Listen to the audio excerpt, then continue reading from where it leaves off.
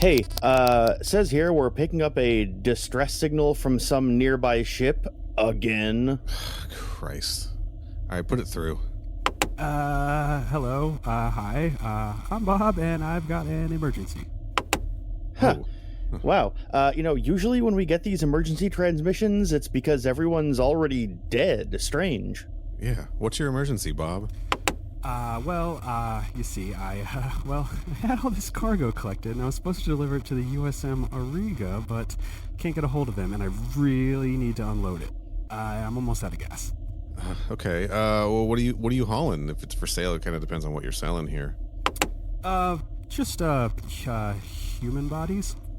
Oh. Uh-oh. Sounds like Bob has been doing some wet work. No. They're still alive. They're in their cryotubes. I'll sell them cheap, and you can do whatever you want with them. How cheap? Dude, it doesn't fucking matter. You can't buy people. That is so illegal. What the fuck are you talking about? Hold on a second. You guys sound crazy. I didn't say anything about buying or selling humans. You literally just did. I don't think so. I was selling the pods, the cryopods. It's whatever's inside of is just it's included in the charge. How much?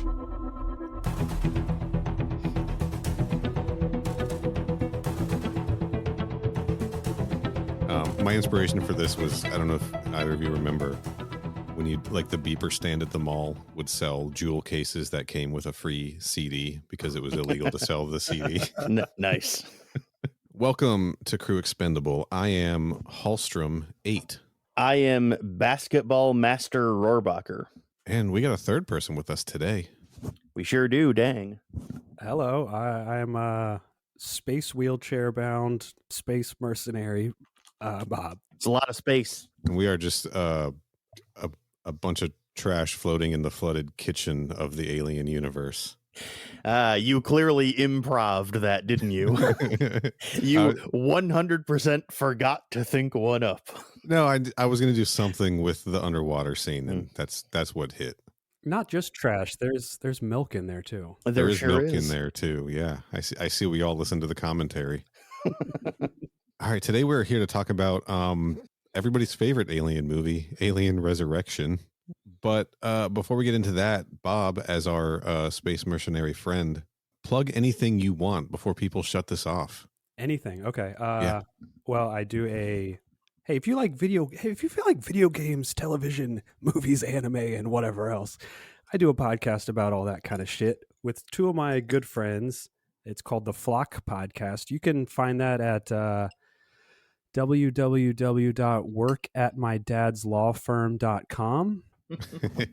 And it's just a domain I bought a while ago.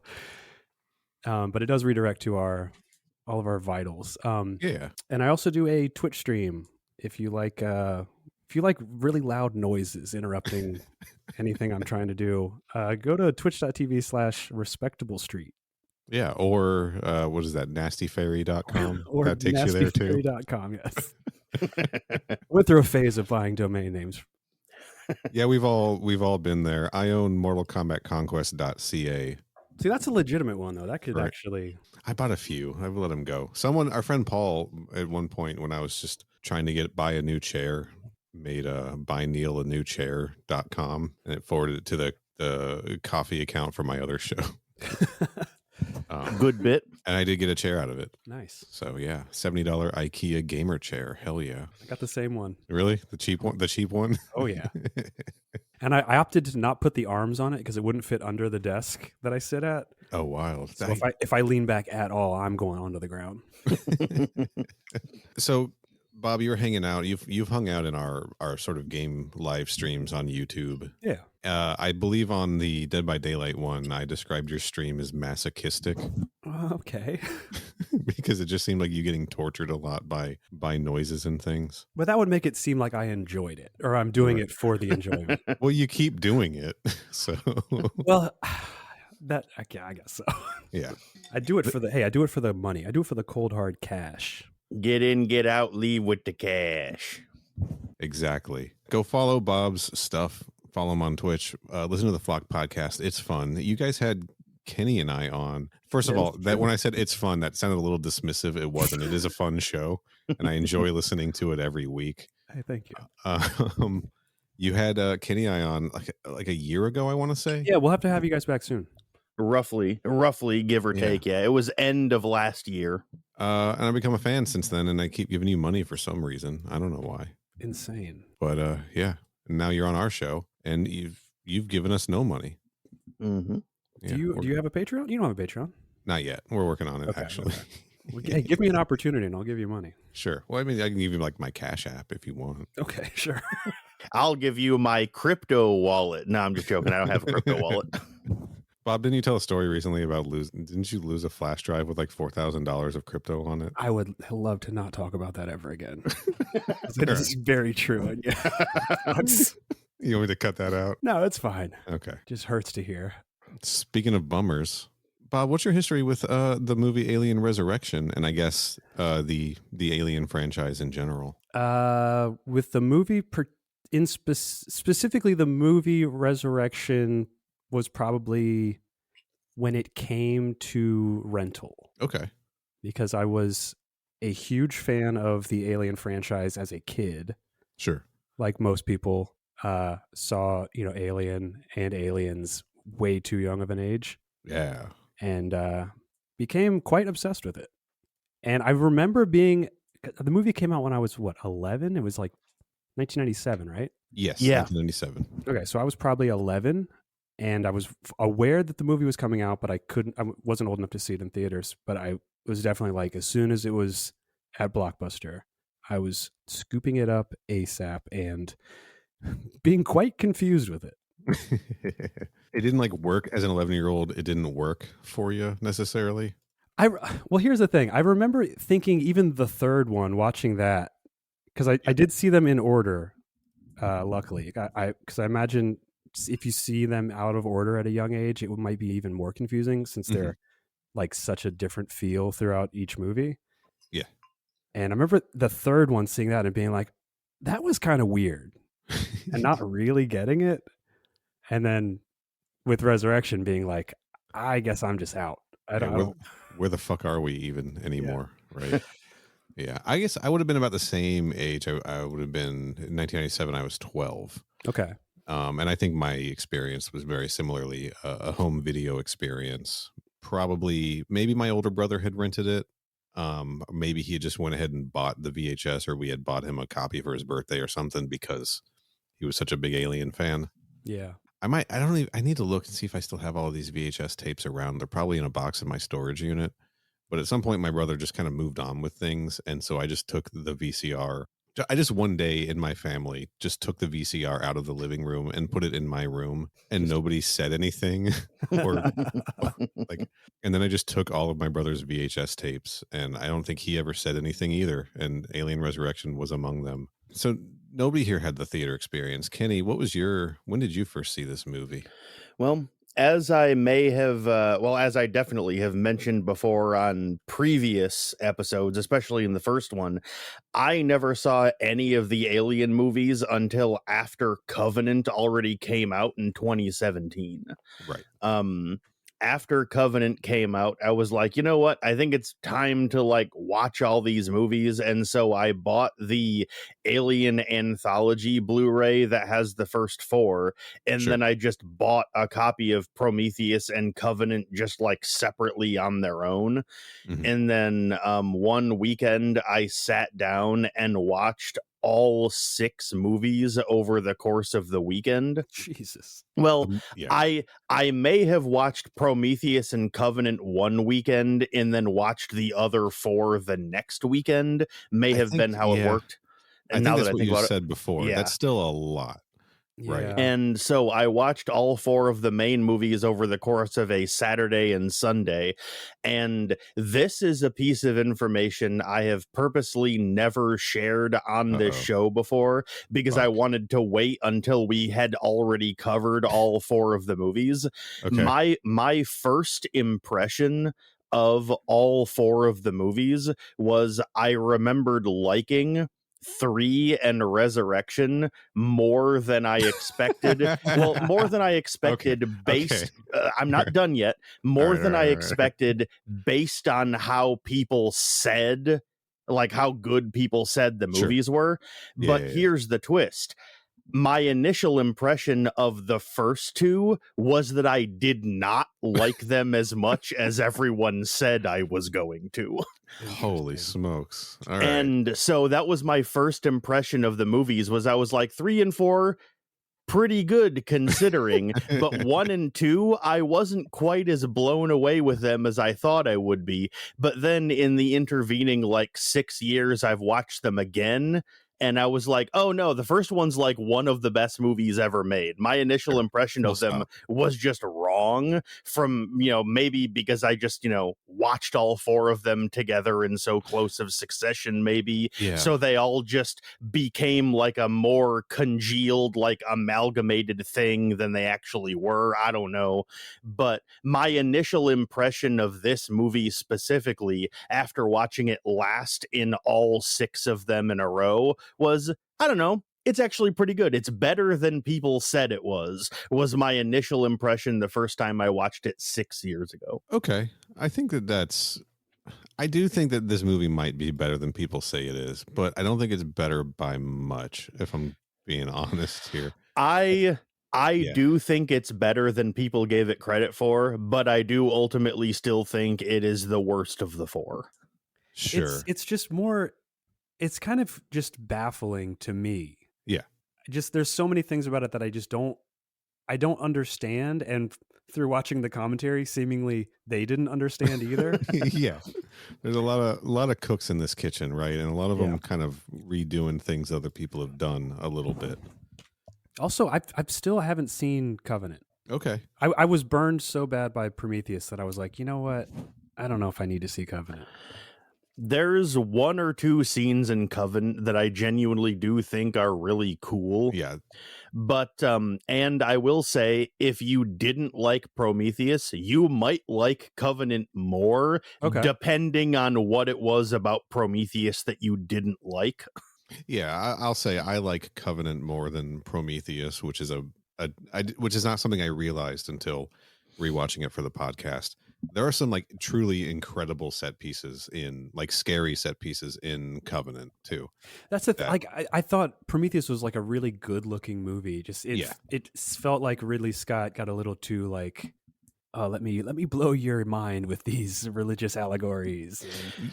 There's both less and some more of that in Covenant. Yep. Okay. Yeah. Because I think the only character from Prometheus that is also in Covenant is Michael Fassbender as David. Yeah. And so if you, depending on whether you liked or hated his entire thing, will depend on whether you like Covenant or not. Yeah, and he cranks it up for the sequel too. He sure does. He's even more David than he was in the first one. Like he doesn't have to hold back anymore. All right. I'll give it a shot. I'll watch it this week. I think you should check it out.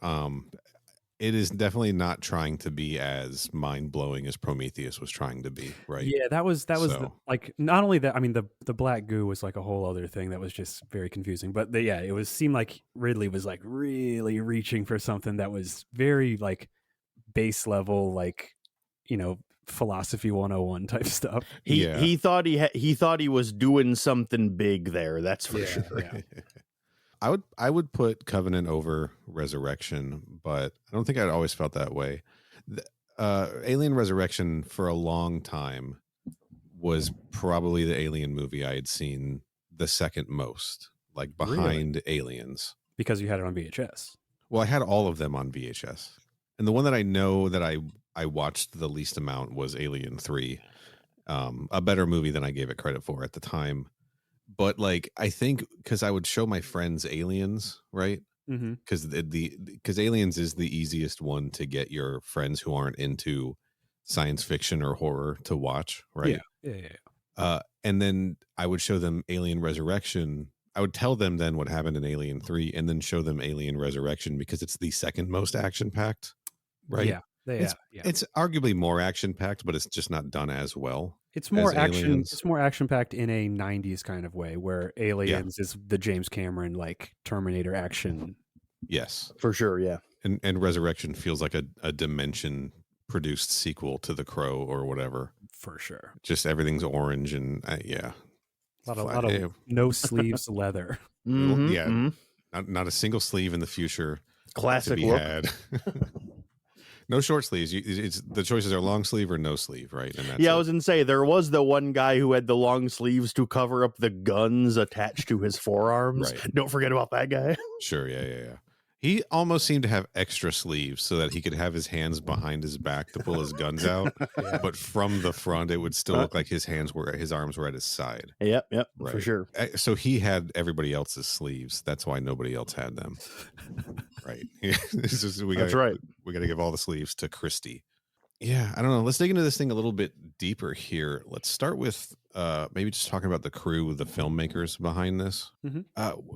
This isn't first on our little outline here, but we're just gonna rip this Band-Aid off now. This movie was written by Joss Whedon. I definitely rolled my eyes real hard when his name popped up in the credits because I had completely forgotten he wrote this.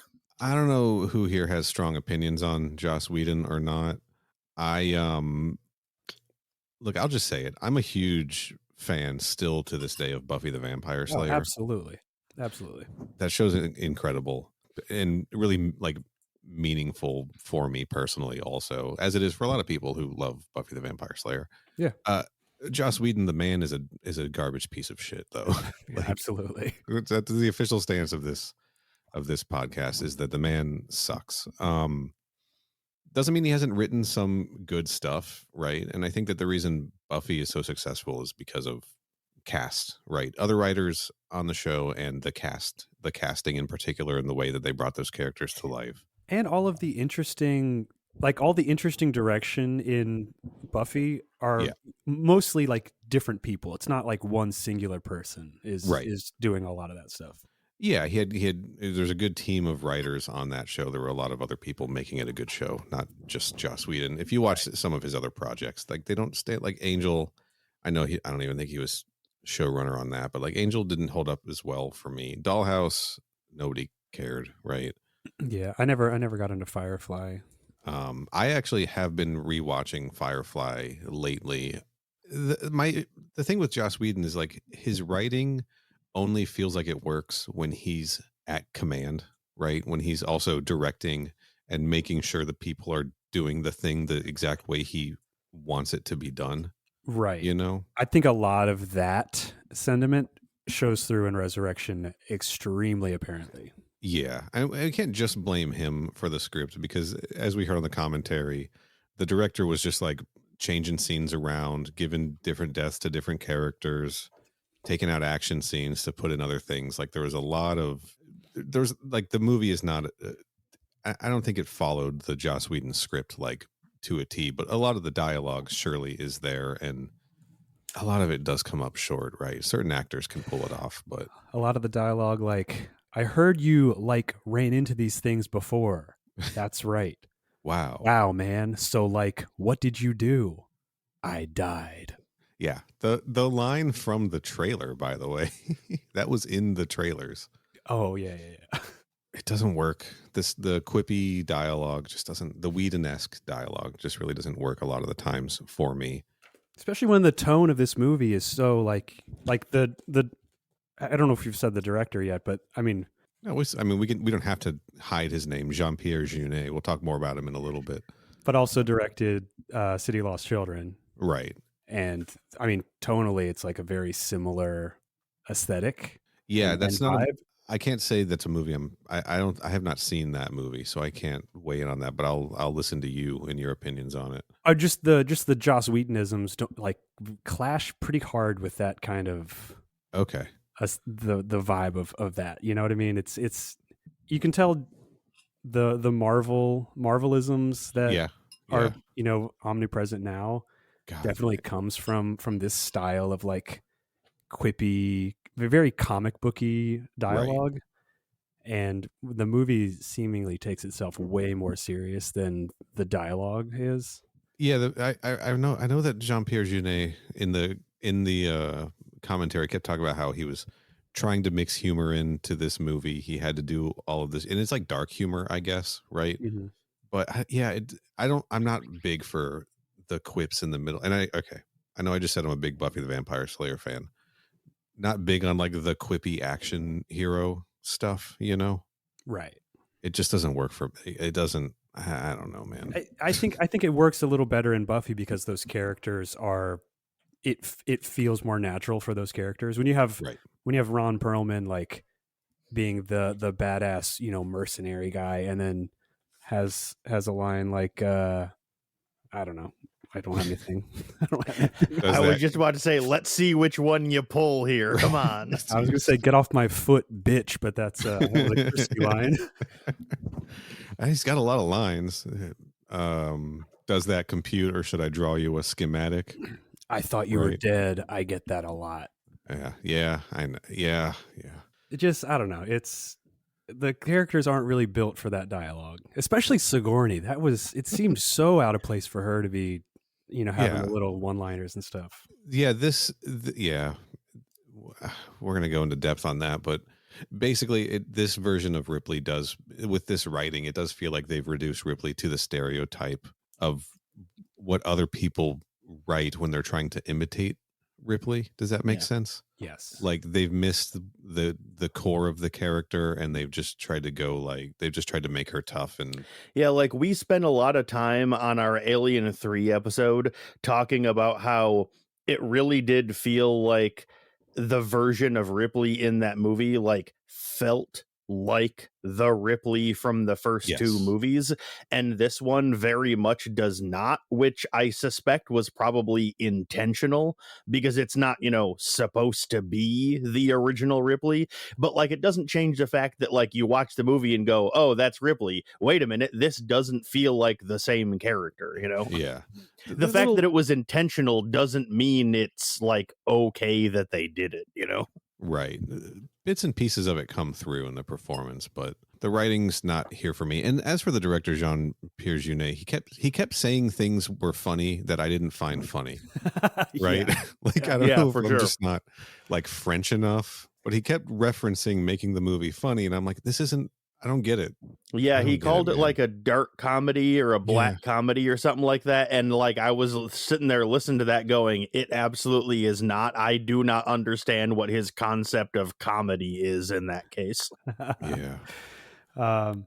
In doing some research for this, I was looking up the Dark Horse comics that were included with the Kenner action figures. Do you remember those? Yeah, the Space Marine comics. Yeah. The little mini ones. Those were largely written to sell the toys, so they were all, not realistic to the characters in the movies, but realistic to the action figures themselves and their like little things. But that seemed more in line with what Resurrection was doing than the previous movies. You know what I mean? Where they kind of had the concept of like, oh, this is what the Alien universe is, but then they're like, all right, well, we're going to do what we think the characters are going to do, and not really like, not really stay true to like how they were actually in the movies. It almost becomes like fan fiction, right? That's what it feels like. Yeah, it's like season 4 of Community. That's a deep pull. I'm not going to get. Somebody out there understands what I mean. Dominic, if you're listening, you know what I'm saying.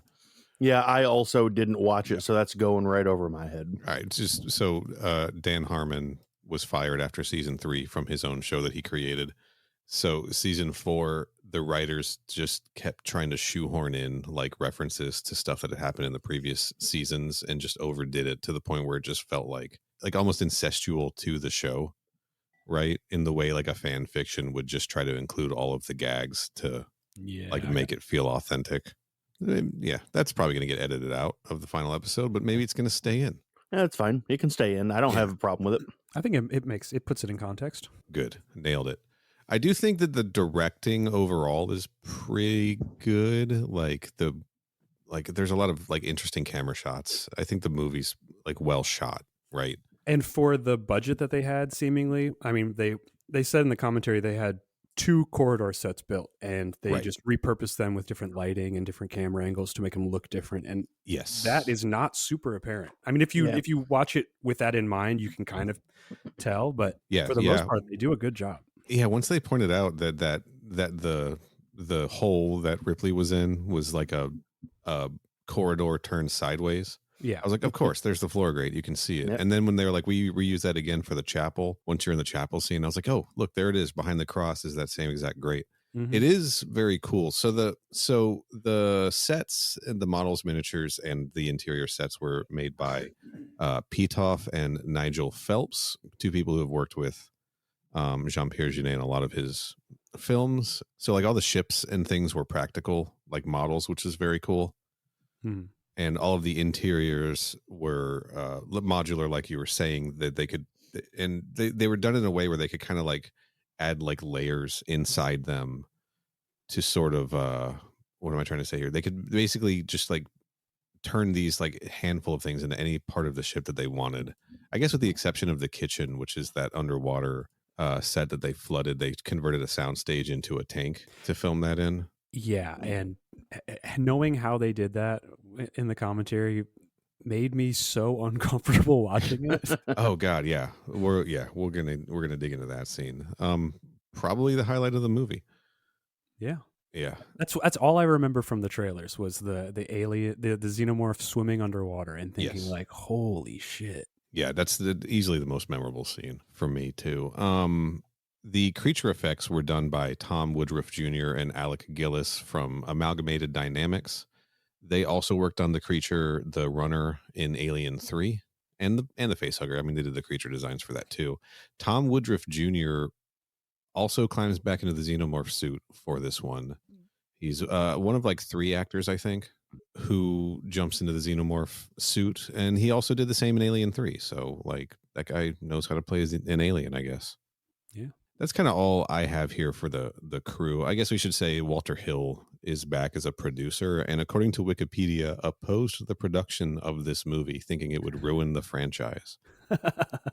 We should maybe listen to Walter Hill next time, guys. He would know, I suppose. Yeah, he's been there since the beginning, right? Like he's producer on every single one of these. Still stayed So- on board though. Yeah, well, he's a paycheck still, right? Yeah. That's right. I guess if you're like that attached to the franchise, like maybe he's like, I gotta do everything I can. Like they're gonna do this with or without me. I should at least be involved to try to help Yeah, for sure. it out, you know. Yeah, let's move into talking about the characters. We are gonna save Sigourney Weaver for the end of this list here. And I don't know how deep we have to go on all of these people. I just sort of put out a list here of kind of our main players, right? Mm-hmm. I put Winona Ryder as Cull first on the list because that's a good reminder for me to update our Android roll call. We finally got our C. There we go. Did you guys know she was a synthetic before it was revealed? No, I did not. I don't think there's any telegraphing of it or any reason why you would think so. Like, Yeah, I mean, I can't think of a single thing the movie did to tip us off before that. So yeah. yeah. What did you think of her performance in this? I feel like that sigh happens before anyone. Like, if anyone is asked, what did you think of Winona Ryder in X? Right? I mean, she's good in. I like her in Beetlejuice. She's good in Beetlejuice. She's good in Heathers. Yeah, Heathers is good. I don't think she has a whole lot to do in here, and I think it's tough playing second fiddle to Sigourney Weaver in anything. Right? Absolutely. Yeah. Like, if you've seen Heartbreakers, Jennifer Love Hewitt had nothing but an uphill battle. She had to go really over the top. But I think she was fine. This reminds me, in the commentary, at one point they were Jean-Pierre Jeunet was pushing for a female villain, right? Like the lead villain should be a woman, and the studio, the marketing department specifically said no, because you already have 2 women as heroes. Like, I don't know what the fuck that was about. Like, he literally said too many women. Yeah. If they had I guess a 4th one, technically, a 3rd one that actually had anything to do. Yeah. Right. Just kind of a generally fucked up thing about Hollywood. Right. Sure is. Yeah. I liked Winona Ryder in this. I think I had a little bit of a crush on her when I was like 12 watching this movie, if I'm being honest. I mean, who didn't? Yeah, I wouldn't blame you. I have the line in my head of her saying, "You're a thing, a construct. They grew you in a fucking lab," is like burned into my mind. Like, and not necessarily on her part, but just her character, like motivation stuff, seems so like that scene specifically. She swaps from like, I'm coming here to kill Sigourney, and then immediately being like, all right, well, we have to work together now. Like it took so little effort from Ripley other than pushing the knife through her own hand to be like, hey, no, we're on the same team. And then immediately she's like, okay, well, let's work together. Like it was such a quick flip. I was like, wait a second, what is happening? well, she went into cut to kill her, but then she realized that they'd already taken the queen out of her, right? So That's true. I guess she was like, well, all I can do now, like, there's nothing I can do now, right? I came here to kill you, but I can't. And then maybe the knife thing convinced her, like, oh, well, you've got some alien in you. You might be good, like for hunting these things down or helping me stop them or whatever. I also was a little confused about the origin, because I guess canonically she is an android built by androids. Yeah, she's an auton, right? Correct. Yeah, that thing we all know about. And I wasn't sure about, how she became one of the mercenaries without anyone knowing that she was. Which it gets into something that kind of bugged me for the entire movie. Yeah. Like, okay, we know why she was there, as far as she was there to kill Ripley. But why was she there, as far as why was she with that team of mercenaries? Because they all clearly hate her and can't stand her. So why did they bring her along, and why was she part of the group in the first place? Yeah, probably because she was a pretty girl. Well, I guess Dominic Pignon's character, that they liked. Yeah, he liked her. He liked her. Bryce, is that it? Yeah. Yeah, that's Bryce. Yeah, he's next on the list. Yeah, he seemed there's that deleted scene where he tells the joke to her, where he makes the funny face. It's not going to be good to recreate on a podcast, but yeah, he seemed to like her. Yeah, nobody else really did. I don't fucking know. I don't know. The captain didn't seem to hate her, right?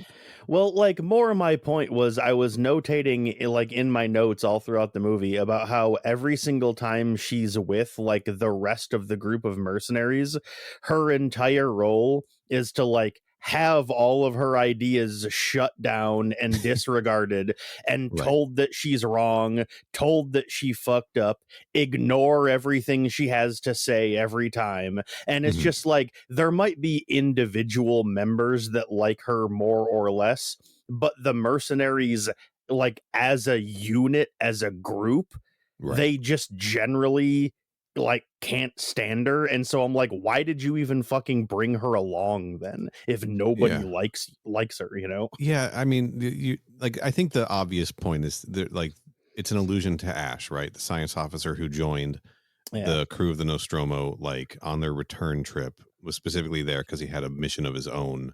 Like, that's the reference, right? Now she's a synthetic. She's got a mission of her own. She joined this crew. She's a new addition, etc. But you're right.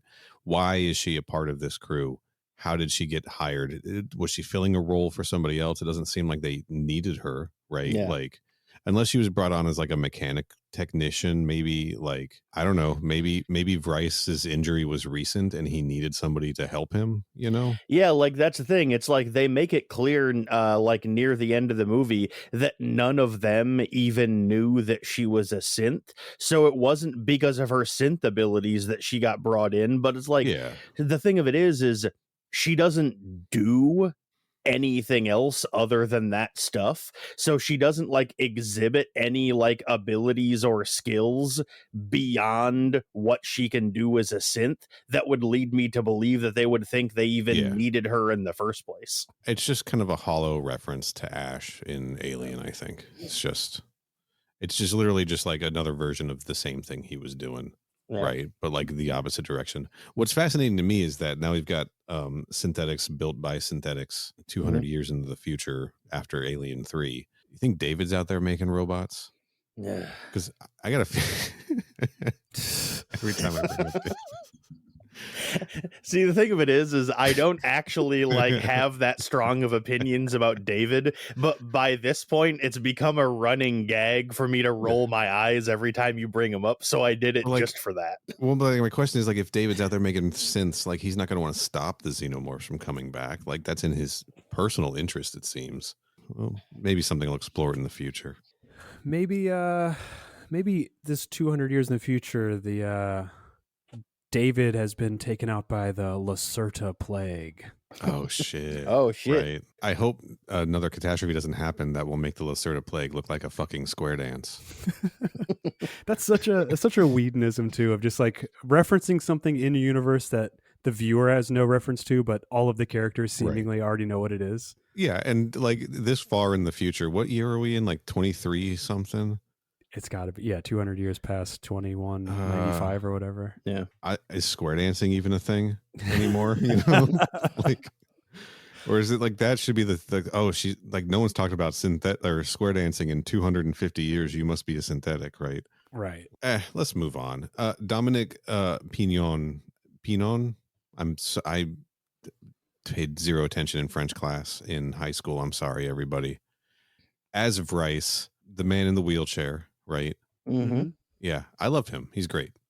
I liked him a lot. Very, very No obvious. He's a French actor. Yes. Because a lot of his deliveries, like, who are you expecting? Santa Claus? Yes, a lot of face acting too. Yep. But good, memorable. Yeah, great character. Doesn't do anything shitty to anyone throughout the entire film, right? No. Yep. Just cool. I want to talk about his wheelchair a little bit here. It's pretty rad. It is rad. We're dipping into special effects here, and that's totally fine. There was a mention in the commentary that this kind of got lost in the finished film, but that wheelchair was designed to be the way that they all smuggled their weapons on board, not just him and his shotgun. That like the whole wheelchair sort of gets taken apart kind of modularly throughout the movie. And that's how everybody ends up armed, which is kind of a rad idea that was completely lost in the actual film. Yeah. But makes a lot of sense because we get that nice gag where they're scanning everybody when they walk on, and the metal detector's just going nuts on him. And he's like, "You want to check the chair?" And they just like wave him through. Pretty believable that that's how these space bandits would get arms on board a military ship. Yeah. I thought it was fun too. Yeah, I liked it. He's a fun character, and I'm glad he made it. Mm-hmm. Ron Perlman as Johnner. Now, call me crazy. I think this guy's going to go places. My first thought is he is extremely being the same character that Ron Perlman is in every movie he's ever in, ever. Sure, yeah. Who knew his most nuanced performance was when he voiced Stryker on the Mortal Kombat Defenders of the Realm cartoon? I mean, like, my thing is that other than, like, you know, being a character who's, like, a little bit more of a jackass or whatever, like, he's basically, like, even though it's, 7 years early, like, he's basically just playing Hellboy in this movie. Well, you know, like pretty much, but he's really good at this. That's the thing. It's like he plays pretty much the same character in everything he's ever in, but that's because he's really good at doing it. So they just hire him anytime they need a character that acts like this, you know? Yeah. Also, we discovered on the Flock podcast a couple episodes ago that Ron Perlman is 5'10". 5'10". He feels bigger than that. He seems like he's does. like at least 6'2". Yeah, I would have like, guessed like 6'4" or something like that. Yeah. Yeah. I'm the same height. Yeah, I'm 5'10" on a good day, you know? Like, I feel like that man would tower over me. Yeah. I don't know. I love him. Like, yeah, he's a one-note character. He's got some interesting depth. I think he is the most successful with the Whedon-y dialogue. I was getting shades of, and this will be lost on both of you who aren't too familiar with Firefly, shades of the character Jane, who's just sort of like this amoral, you know, whoever's paying me the most, that's who I'm going to be loyal to character. I could see that. That same kind of archetype. I liked him. He was fun. He definitely, when I was younger, I thought he was the funniest part of the movie and like the coolest character.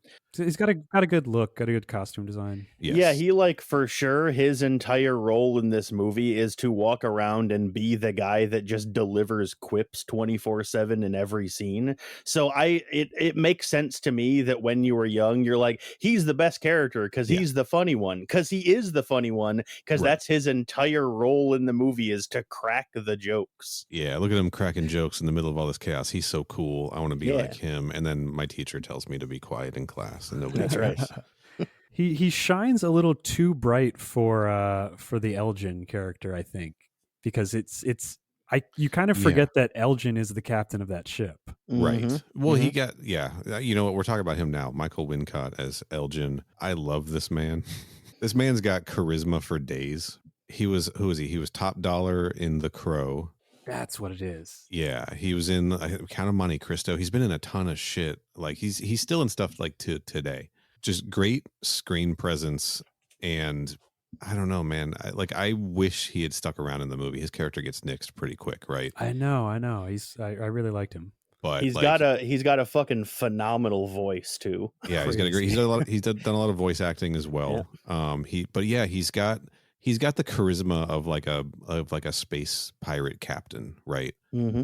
Like Ron Perlman, like I don't know, Johnner. I wouldn't put Johnner in charge of a ship personally, but yeah, Michael Wincott as Elgin. I loved his performance. What little he had to do, he did fantastically, and so naturally when he's just like, "Hey, don't slow down until so and so." Give him a little scare, right? He's just just natural and believable in the role of Swashbuckler.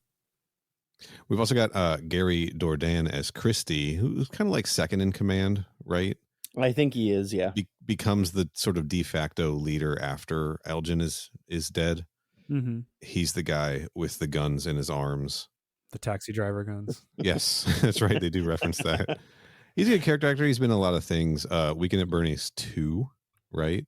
Ooh. He's Janet Jackson's Lost Love in the Janet Jackson Again music video. Interesting. I've seen him in a bunch of stuff, but I can't name things, right? He's kind of a character actor. Looks like he's got a lot of CSI credits. And I'm a big CSI head. I'm not at all. I've never seen that show, actually.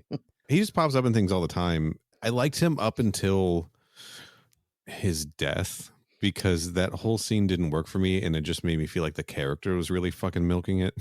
Yeah, that was a very confusing sequence. Yeah, I have some issues with his death scene as well. Yes. Yeah. Let's hold on to that for later, maybe. Also a little confused that his like bullet bouncing, like sharpshooting skill that wasn't really built up at all. It just kind of like, oh, this is just something he can do, and he does it twice, but it's not really alluded to at any other times, or like, they don't make any reference to him being like a sharpshooter or anything like that. Yeah. No, I mean, I guess the reference is we see him do it twice, right? We see, what was it? When he shoots off the bullet off the light fixtures and nails the guy in the head without even moving. Like, it's not even like he just is good at aiming. It's like he has like a magic power to make bullets go wherever he wants them to, right? Yep. Yeah. And then what is it, the second time when he launches the grenades? Bounces them off the ceiling to blow up the eggs. And again, in the reflection of the ceiling that he can see from underwater. Yeah. Dude, it's magic. Like, he's like Bullseye from Daredevil. I would have easily waved it all away if they had just made one reference prior to those scenes of them being like, "Oh, Christie, he's the fastest gun in the solar system." I would have been like, "Okay, whatever." He's the gun guy." Give him like a robot eye, right? Yeah, that would have been cool. Solved. Yeah, just solved. Just give. You know what? We need more robot eyes in movies generally. They are pretty badass. Yeah. Well, they did. They kind of explained it in the commentary, where it was a deleted scene from City of Lost Children that the director wanted to use, but it never made it to tape, so he just recycled it for this. And the character who was doing it in that was a pool player, so they were good at like seeing the angles of. Yeah, exactly. Yeah. So all we needed was a scene of Christie playing pool, and we would have bought it. Yeah, Problem solved. Yeah.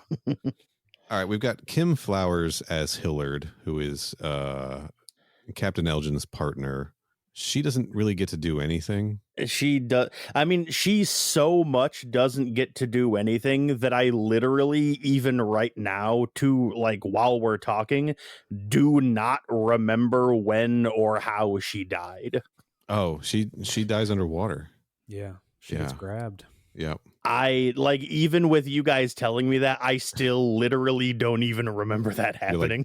You're like, nope, didn't happen. Yeah, I literally cannot, even right now after you tell me this, I still do not actually remember that happening. She's in, what is she in? She's the lizard performer in Fear and Loathing in Las Vegas, a movie I've never been able to make it through. I don't remember that scene. I have never seen it, so. And she's a restaurant hostess in Clear and Present Danger, everybody's dad's favorite movie. Yeah, I have seen that. Yeah, it's pretty good. Oh, and she was in, something else called Independence Day, not the movie Independence Day. Yeah, she was fine. Yeah, she was fine. She was fine. She barely had a presence. I will say, apparently it didn't have an effect on you, Kenny, but she's the last one in the water, right?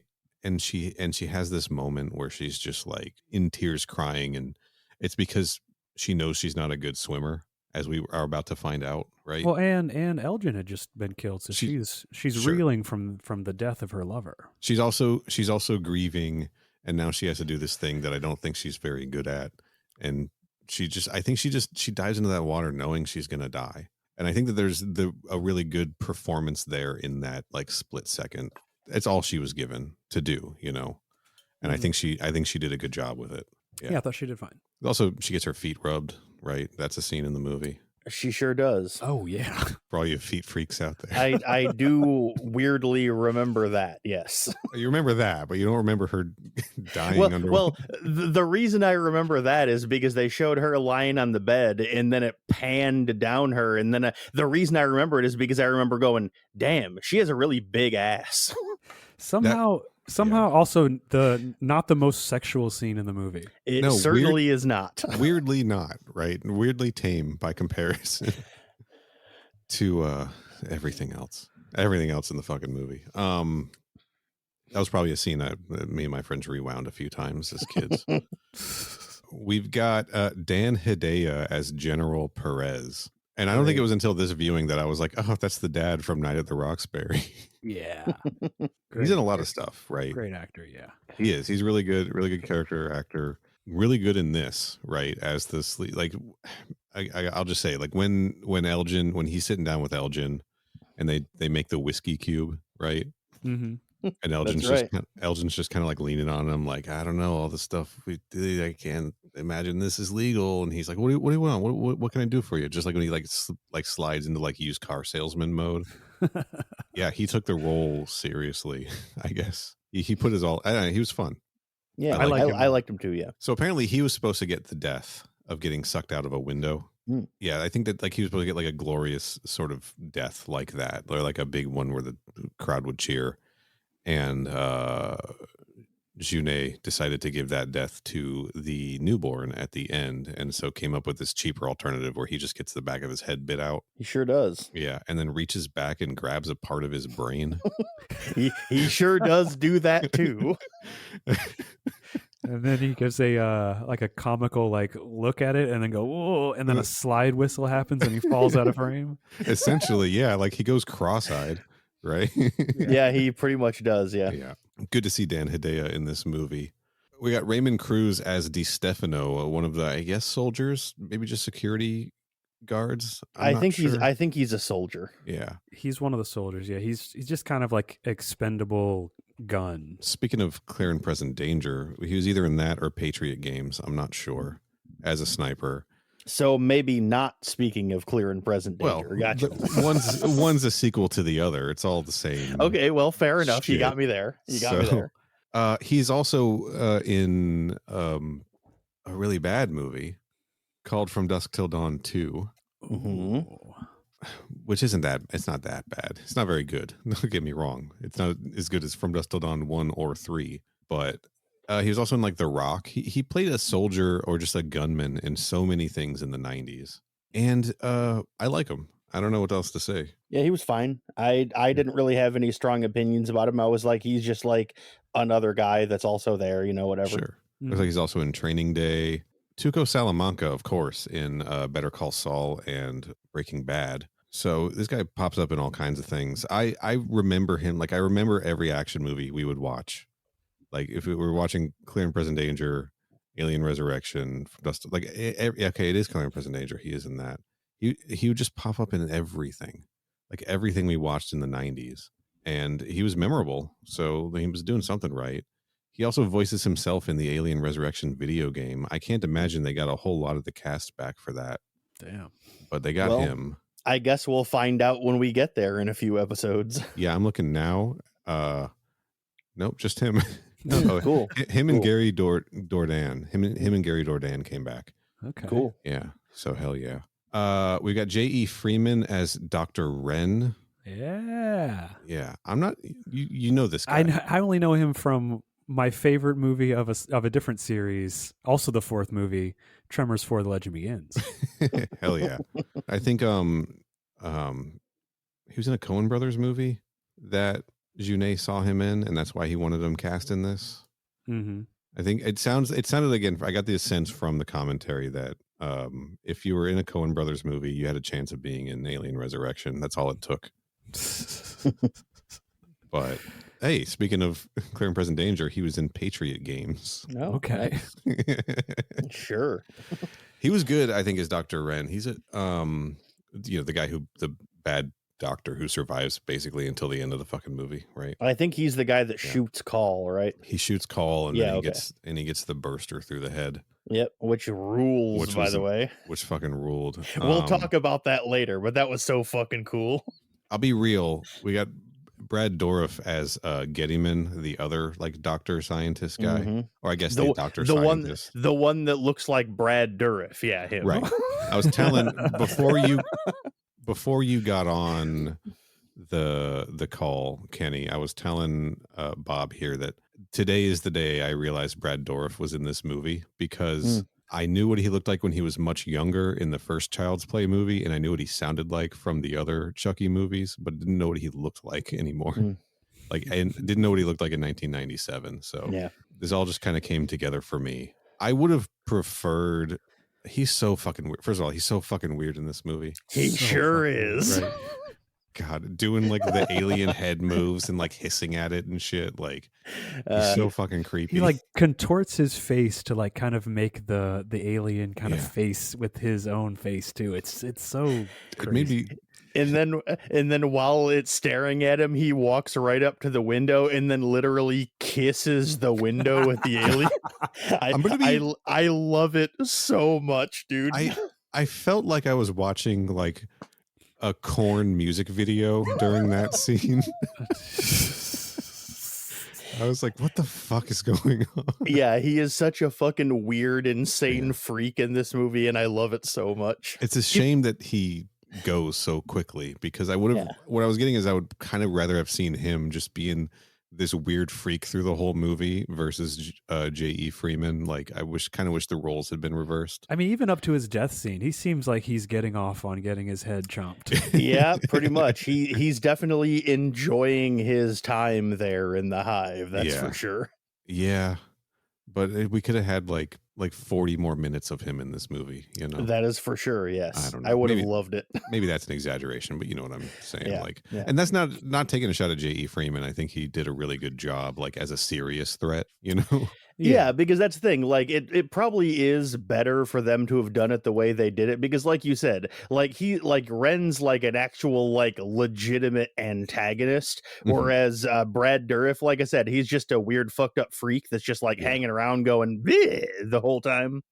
And so it probably is smarter to have the actual real legitimate threat hang around for longer in the movie, but it's fucking Brad Dourif, man. I love that guy and I want to see more of him.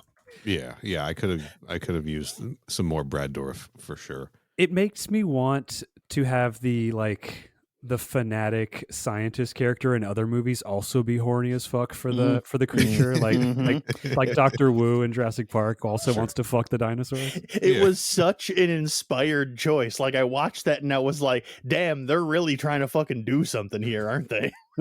Imagine like Donald Pleasance just like really horny for Michael Myers. Right? Just really. That'd be a good hook for our Halloween remake, dude. That's what we should do. Like trying to make like the shape, like make the face of the mask in the mirror. And anyway.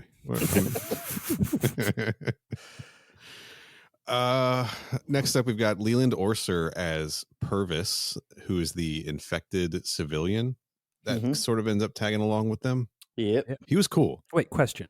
Yeah. Were they civilians? I don't know what they were. I don't know that we find out, do we? I believe they are just civilians, because I think later on in the movie, we find out that specifically what they were hired to do was just break onto a ship and just like capture some civilian cryopods and bring them to the ship. So I think he is in fact a civilian. Okay, I wasn't sure the source of the cryopods that they stole. Yeah, I don't know. I thought that they just raided like a colony ship or something, right? Okay. He had a small role in Seven right before this, or I guess in 1995. He's in all of the Taken movies. He must be he must be like Liam Neeson's friend or something.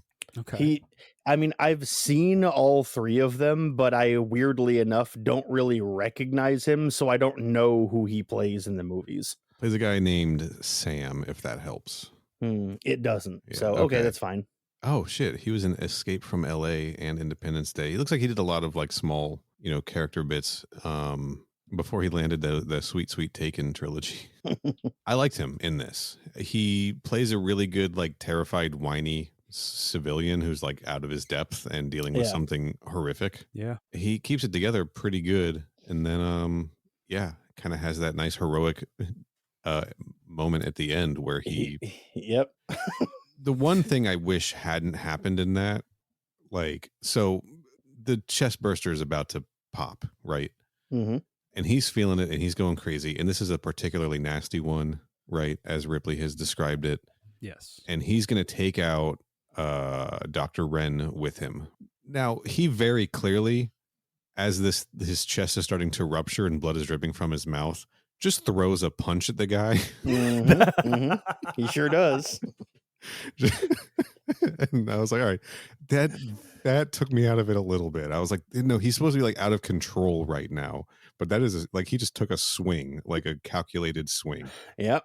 Seemingly in the most excruciating pain of his entire life, he's still gonna smash the guy's head against the wall of the ship a couple of times. Yep. It was a little maybe overdone, right? But yeah, good scene, best death in the movie, I think, probably.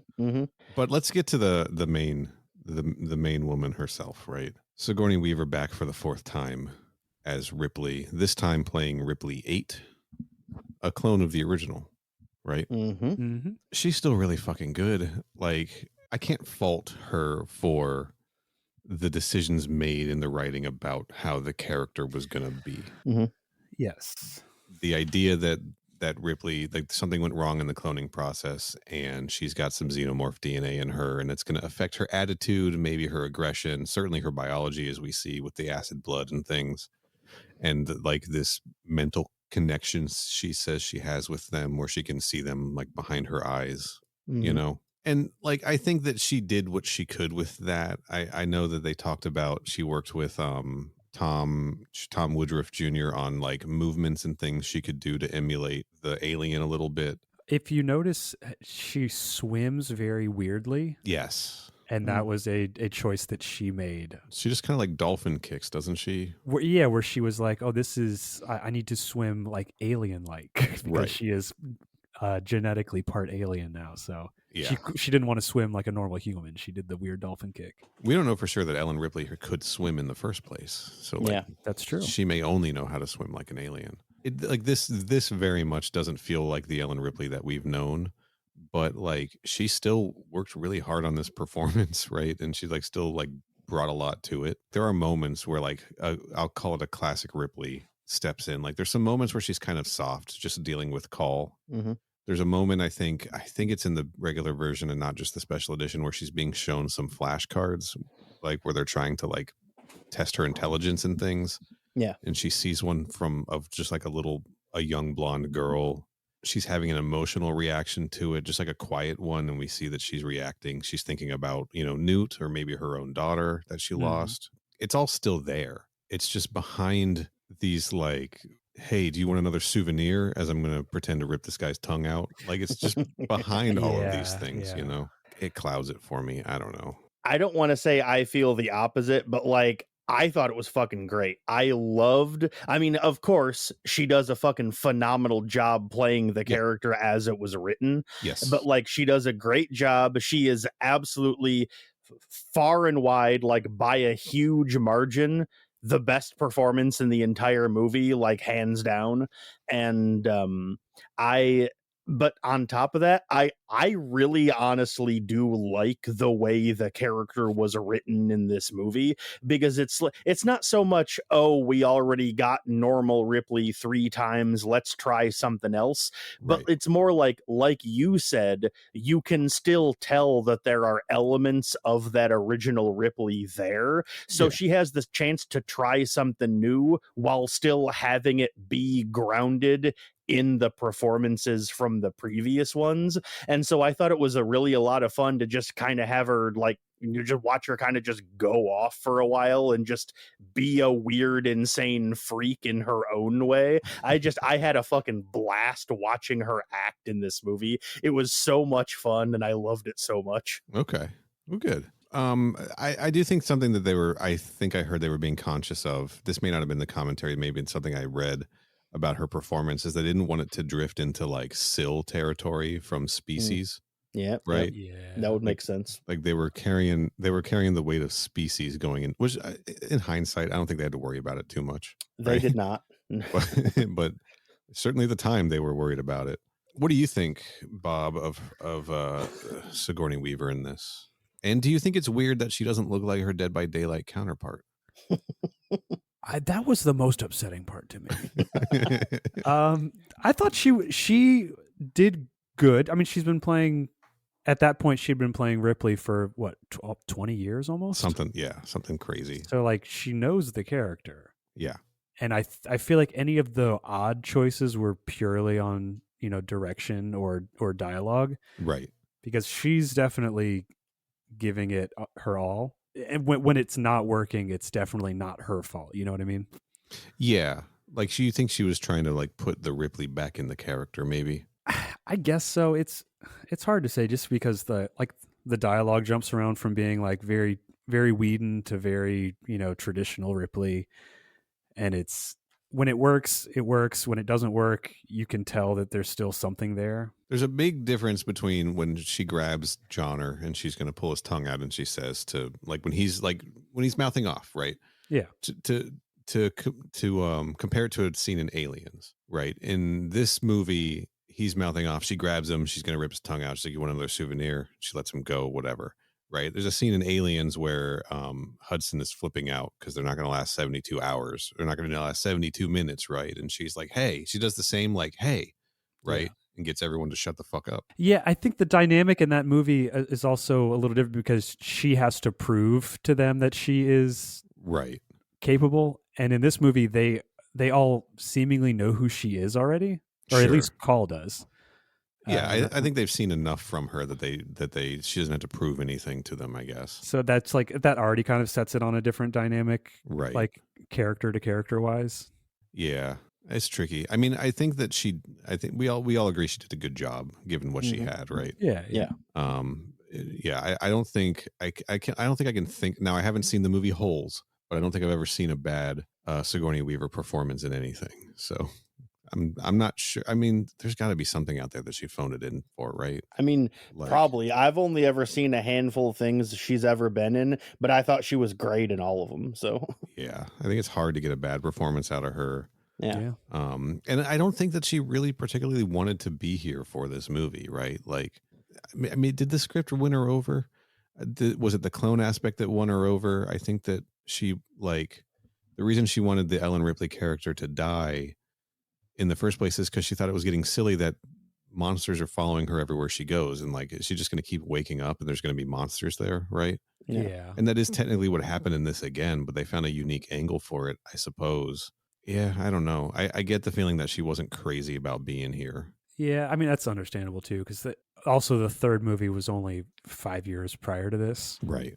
And I feel like the gap between the first and second movie was a little bigger, and the second and third movie was a little bigger. Mm-hmm. Sure So, was. Yeah. It might have been too much back to back, because the third one wasn't, received as highly as the first two. So maybe it was just kind of like losing steam at that point. Yeah, because it was a big deal when Alien Resurrection was announced. Again, I think I got all this stuff got passed down to me from my older brother. I can't remember if the existence of Alien Resurrection is what got him into the series, or if he was into the series and then Alien Resurrection came out and he and his friends just like flipped their lids like, holy shit, they made another one, I see what you did there. That wasn't on purpose. Shout out to They Made Another One. Listen to their episode on Alien Resurrection. Oh, do they have one? They do, yeah. And none of them have seen like any alien movies at all. That's awesome. I'll have to check that out. Kind of rule. I do like that podcast. I've been listening to it since Yeah. joining the Discord. DM for invites. We don't just put them out there. Yeah, I don't know. I forget where I was going with that. It doesn't matter. Sigourney Weaver's good in this. Mm-hmm. Mm-hmm. Now, I do want to talk a little bit about just like the general vibe of this movie, because it feels weird in that it feels a lot like an alien movie to me, but it also doesn't feel like one. And at times it feels like somebody who's it feels like an alien knockoff. Yes. Like sometimes it feels like a Jason X a little bit. This movie feels to me like they were like, all right, we want to do aliens again, but we can't literally just do aliens again. So let's just change some random shit here and there just to like make it feel different enough that people won't just be like, oh, it's just aliens again. Right. Yeah, it feels like a weird Ouroboros where, like, aesthetically, I think Alien set such a like new standard for what sci-fi can look like, that a lot of copycats and imitators showed up, and then it kind of made even the like true canonical like entries in that seem like it was doing a Right. pastiche of alien movies. Yeah, for sure. It's like when John Woo puts slow motion doves in his movies, and it feels like a parody now. Yeah, yeah. Yeah. So yeah, it does have like fan film vibes just because it's not as high budget as those other movies. So it seems like a knockoff, but I guess So Alien 3 did something like distinctly different, right? It was set in a factory, but there was a lot of like concrete and stuff in that movie that you weren't seeing in the previous two. So it had its own unique look. This does feel like it's trying to look like the interiors of Hadley's Hope, but also like there's very direct like scene references, like Elgin's death is very much a direct reference to when he goes and looks for the cat. Yes. Parker's death. No, that's Brett. Brett. Yeah, Brett's death. Very directly a reference to Brett's death. They find the slime. This time the slime's got a gun stuck in it, whatever. Mm-hmm. Right. Like they're they're alluding to those first two movies a lot in design and even in specific scenes, I think. But it just, it's just feeling like a copycat at this point. It doesn't feel like anything original or new. Well, also they had other versions of the script. They had, sections of it that had taken place on Earth and stuff like that, but they just didn't have the budget to do those things.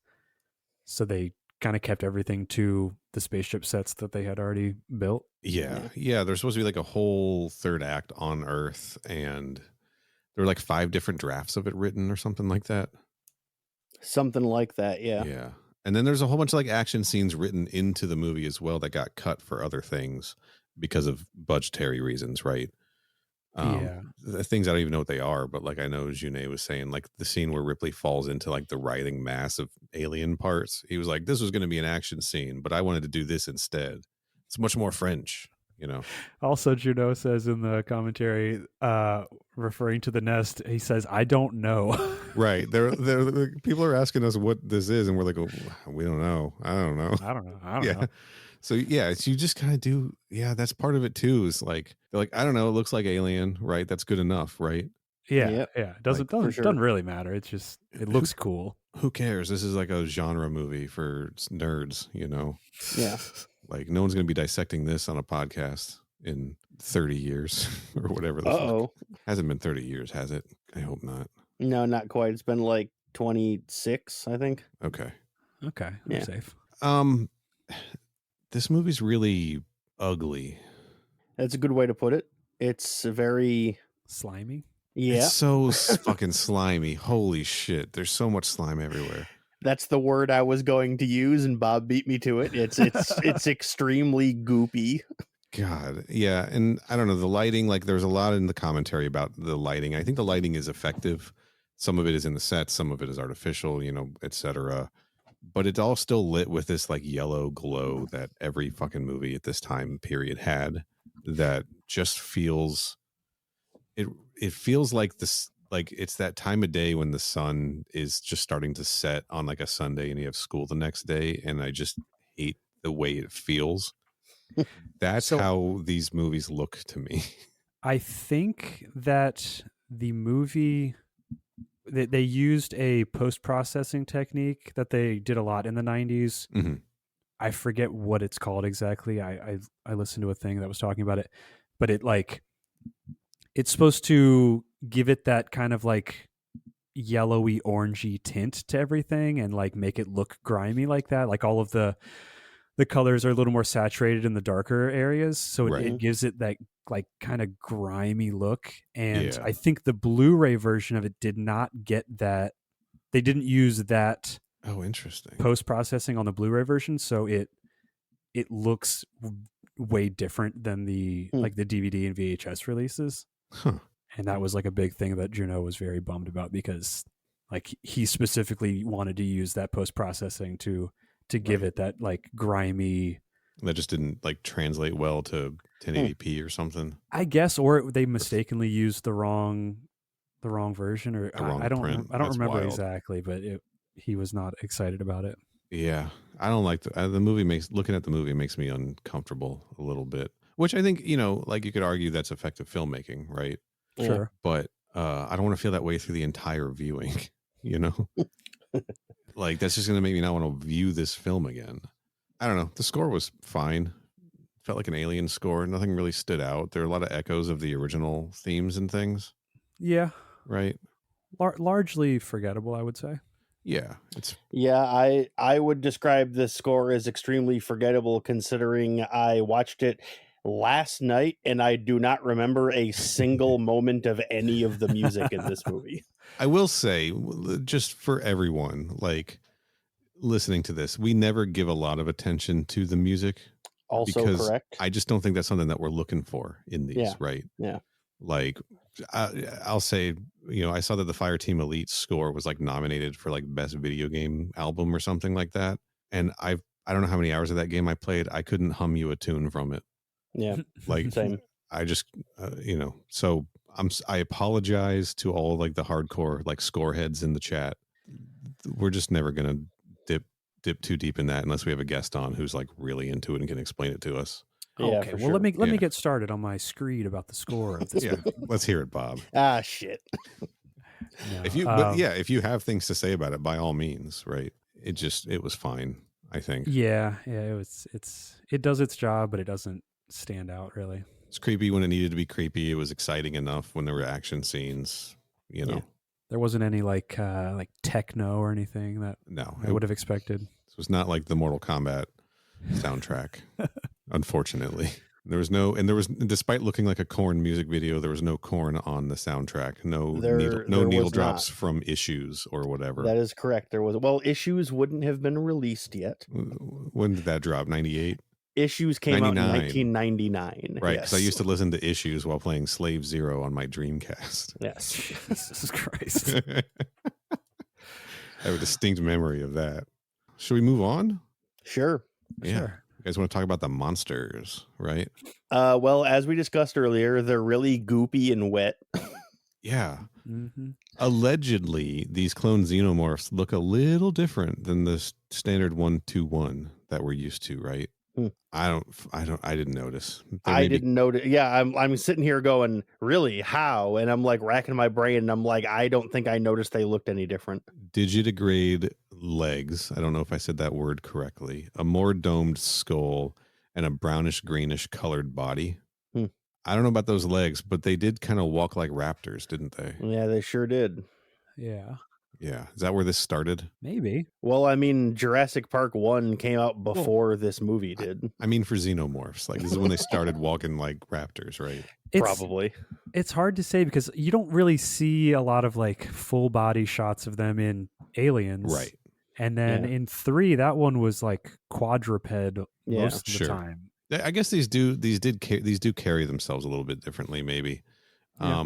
I appreciated that it's almost all practical, effects, almost all suit acting in this movie, with a couple of exceptions, right? Like the one crawling into the escape pod, which I loved in the commentary whenever they show, because it's 90s CGI, so it looks extremely dated.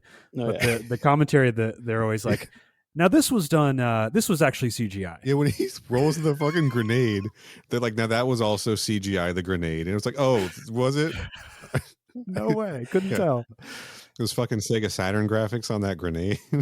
I remember reading somewhere where the director said that the plan was that anytime a shot of a xenomorph involved their legs being on screen, the xenomorph was made in CG, but as long as the shot didn't have legs in it, they used like a suit or puppets or whatever. Okay. Well, that definitely leans to their legs being somehow different in this than in the other movies. So maybe they are more like, dinosaur-like. That's what I'm seeing in my head.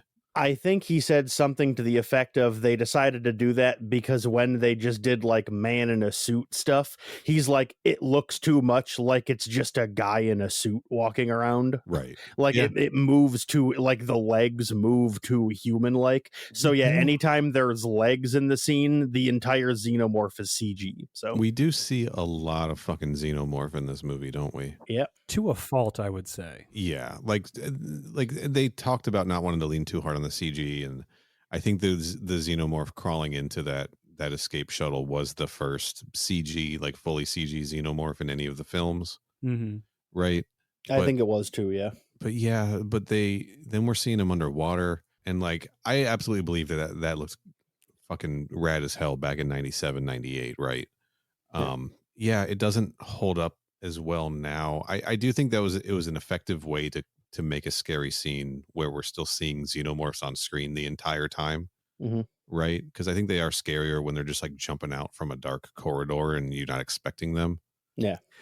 I would be curious to see like timestamps on all of the movies on how far into it before you see a xenomorph, because this seems like it's in the first 20 minutes. Yeah, they don't fuck around in this one. So we know in Alien, it takes half the runtime before we really see. Yeah, it's literally the halfway point of the movie is when Kane dies via chest burster. Happens at literally the halfway point of the movie. Yeah, I mean, we've seen facehuggers before then, but we're not talking about those guys. Yeah.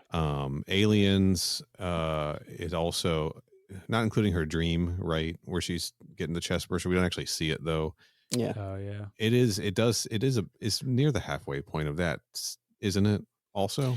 I believe the halfway point of Aliens is like they're in the lab the only time before like the halfway point is I think when the xenomorphs first show up, except for earlier on in the movie there's a scene where they find the dead facehuggers in the lab in the jars, but like not counting that, I think it's halfway through the movie until a fucking xenomorph shows up. They make you wait. It took a while in Alien 3 as well for the runner to pop up.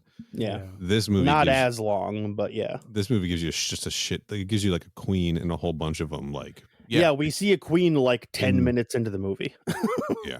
The same queen prop from Aliens. Yeah, let's talk about it. Last thing I want to say on the regular drones. These guys are just covered in lube. It's disgusting. Oh yeah, I believe they do specifically state that it's KY jelly. So they're so drippy. It's like they'd be slipping all over the place. Like just it's like you wouldn't be able to walk down. Like they would know if a xenomorph was around because they would just slip on the fucking floor. Like they overdid it with that. I didn't like it. I also didn't like, just a side note, I also didn't like when Sigourney Weaver stuck her fingers in the hole in Call's chest hole.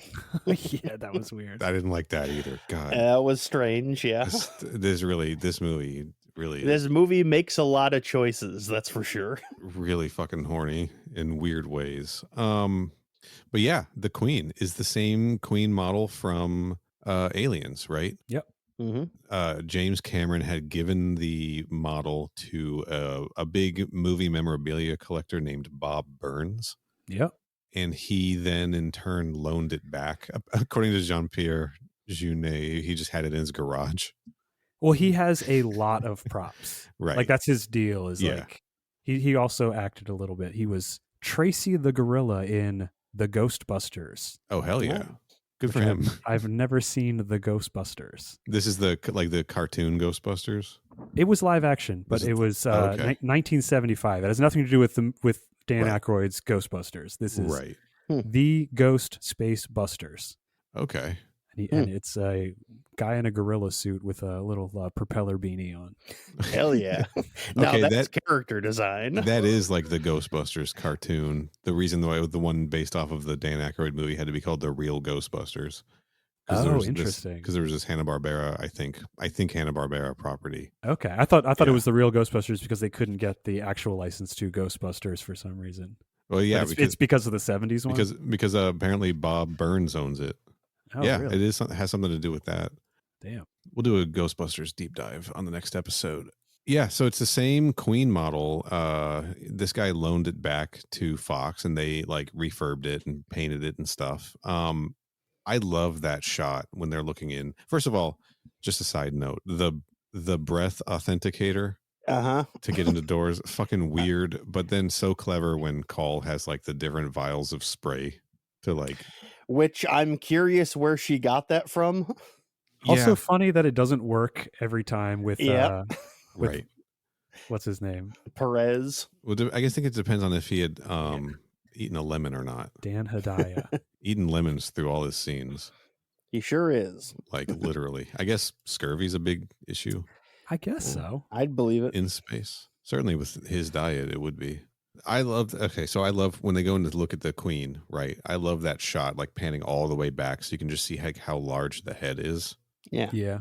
I didn't get a good sense of like the chamber they're keeping her in, right?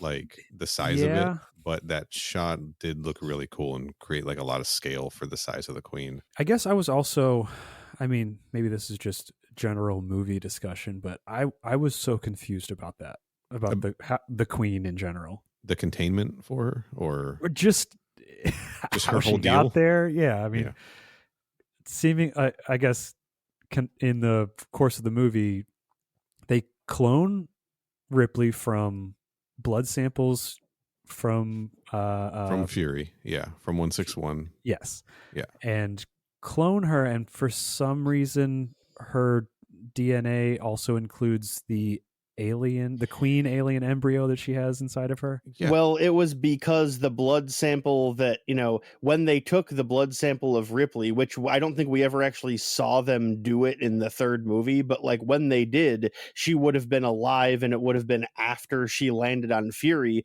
which means she would have already had that royal chest burster inside of her. Right. And the way xenomorphs work is that they're basically like, the way they've tried to describe it is that it's somewhere in between a creature and a tumor that grows inside of you. It is a creature, but it's grown out of your own genetic material. So when the facehugger is growing in her, it's technically considered a part of her body, but with foreign cells. So when they take the blood sample out of her, it has some of the genetic like DNA of facehugger. So when they clone Ripley, they also they don't inadvertently end up cloning the facehugger. They're only cloning her so that they can clone the facehugger, right? The chest burster rather, not the facehugger. But like that's the reason they're doing it. But since it was a royal chest burster, after they extract it, it would grow up to become a queen. That's where the queen came from. Okay, that makes Yeah. more sense. I assumed it was like a parasite kind of situation, and I was like, why does she have the Right. same DNA as it was Yeah. all weird. I'll be real. That's how I've always thought of it too. Like the cloning thing never fully worked for me either. Well, also, Um, if they clone her, she is, going to be grown in like a test tube or whatever. Is she going to age 50 years on the ship? I think I guess they kept showing like they showed like the young version of her in the tube. Mm-hmm. So Brad Dourif has been there since. I think how- I think they must be rapidly aging her somehow. Probably, yeah. It was 1997, right? Like we had just started cloning sheep, I should say my explanation for how they, were able to get like the genetic sample and everything, that is never said in the movie. That is a post hoc justification that later entries in the franchise invented to explain how that would be capable in the world of the movies. I think in 1997, it's a clone was good enough. Yeah. I mean, and like even having the thing that gets me about that is that even having taking a blood sample from her that has chest burster DNA in it, when they clone her, that would not create a second separate creature inside of her that has all of those genetic traits in it. Like she would, theoretically, she would end up the way she is in the movie, where she's like a human that has like some xenomorph powers, but creating a clone of her would not create a second creature also inside of her. So I don't know how that happened, but it's my big problem I have with Jurassic Park too, where, if they have a dinosaur, it's gotta, it takes 20 years for it to reach maturity or whatever. So they have they been like, how do you know? Was she, did she, hold on. Do you have firsthand knowledge of how long it takes a dinosaur to grow? I've been doing some experiments. Okay. Fair enough. So, she's in her 50s when they're doing the surgery scene. Sure. So they clearly state that they've got a few hours once they get face hugged before the chest burster comes out. So, is she's seemingly been born with it inside of her in the cloning. So is it taking that long to come out and then also grow into the queen? Well, I think the queen grows, like the xenomorph will grow fast. That's the least of our concerns here. Okay. But you're raising a point. This whole thing fucking falls apart. First of all, it's based on nothing, right? There's no science behind this at all. No real science. For sure. But they didn't even bother to make rules for this. Here's the thing. We see a shot of a much younger Ellen Ripley in the test tube, right? In the tube growing. Now, that is her at a stage in her life where she did not have any xenomorph DNA in her at all. So then as that keeps maturing in this tube, if they're rapidly aging it or whatever the fuck they're doing, because then we see her again and she looks a lot like she does in Alien 3. I think they even said that they used the mold, like a mold of her face they had made for Alien 3 to make that version of it. So they based one off of photographs of Ellen Ripley as a child or when she was younger. So we know that it's a younger version of Ellen Ripley. And then the Alien 3 era version of Ellen Ripley. Has she had this DNA in it's showing a linear growth, right? Mm-hmm. So there shouldn't be any fucking xenomorph in her at all. There just shouldn't be, because otherwise that younger version of her would already have the xenomorph in it, and that's just not possible. Yeah. Right? Yep, that is correct. It's funny because when the movie, when the movie came up with the explanation of, oh, she's a clone, that's how they did it. I was first initially you hear that and you go, oh, okay. And then you don't think anything more of it. But then when you later on do think anything else about it, you think for 3 seconds and you go, wait a minute, that doesn't fucking make any sense though. Right. Get a bunch of fucking nerds like us together and this whole thing collapses. Where did they get the other xenomorphs from? Yeah, well, that's the cargo. I don't think that the cargo that the Betty brought in is the first round. Right. I think that they had been picking up bodies from other places. Maybe what I'm wondering though is where did the fucking ovomorphs come from? That's what I'm saying, because the queen that we see is giving a live birth. It doesn't give egg births. The queen in this movie cannot lay eggs. Okay. It gives live birth. And they say in the movie that Ellen Ripley on Fury 161 did successfully eradicate all of the xenomorphs. Right. That's why they're cloning her, to bring them back from extinction, which means they didn't have other xenomorphs before that. Where the fuck did they get the ovomorphs that they hatch onto inside these people? So in that scene, the when they're showing the queen, he's Dan Hedaya says, when will she start producing? And they're like, days, maybe sooner.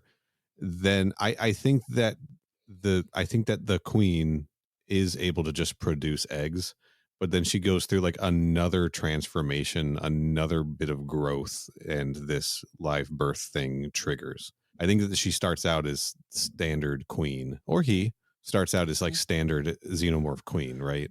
All right, let me ask you this. And then is that look, it doesn't make sense.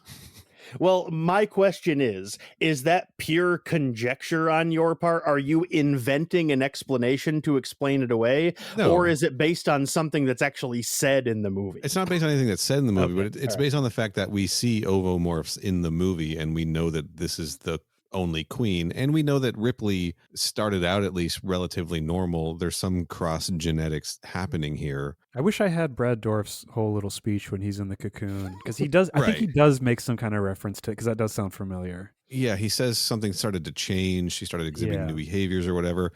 I guess the real question is like, is it possible that clone Ripley, maybe the reason they actually kept her around, because they were talking about disposing of her, and they got talked out of it kind of in the same conversation as the queen starting to produce. Yeah. Maybe Ripley 8 is just like shitting out ovomorphs. Oh. And we just never see it, right? Maybe she didn't even know she was doing it. She's got a lifetime of ovomorphs getting popped out. Yeah. But yeah, I think like it was just the queen. This live birth thing happened later.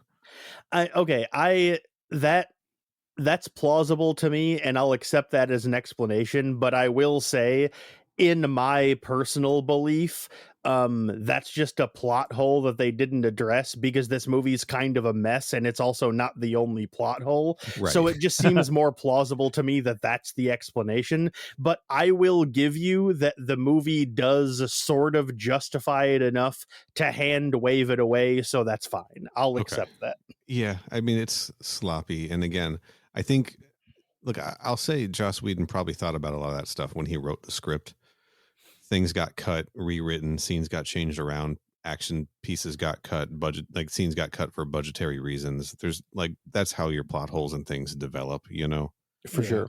I mean, I'm not sitting here trying to give Joss Whedon like a ton of credit, just to be clear. No, but he is nerdy enough to explain stuff that an audience would be like, hey, wait a second. Yeah, that's the kind of thing he would think of, yes. He would get lost in the weeds with the rest of us, exactly. Yeah.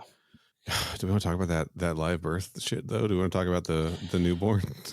That, I'm just going to come right out and say it. That is profoundly fucked up. All right.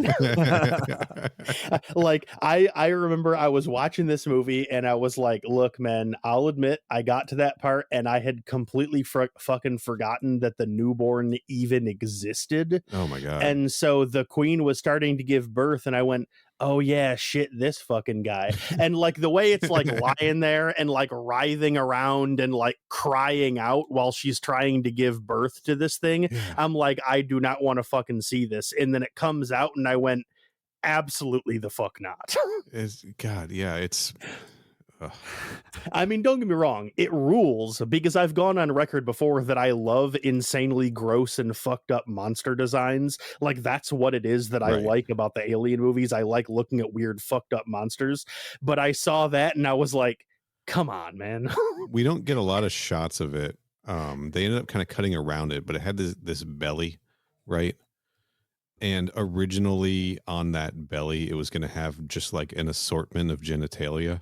Extremely French. And well, here's the thing. They cut it in post. They edited. There's one shot that they had to like digitally paint it out of when the newborn is on the Betty. Yeah, you can see it's definitely like looks altered. There's something there. Something was there, right? Because apparently once Jean-Pierre Jeunet saw it, he was like, that's too French for me. Even for me, yeah. He's like, he said like that's too much even for a Frenchman or something like Yeah. that. I was like, oh man, it could have just been worse, right? Yeah, it could have been. Whew. I'm not crazy about the design. I don't think I fully hate it though. Here's the thing: it's got like that human skull face, right? Mm-hmm. Which, like, it's interesting because it allows it to like make human expressions, which is kind of wild, right? And sort of, as a kid, especially, gave me a lot of empathy for this thing. Like, I felt bad for it when it was dying, Which you know. presumably was the point. Which, yeah.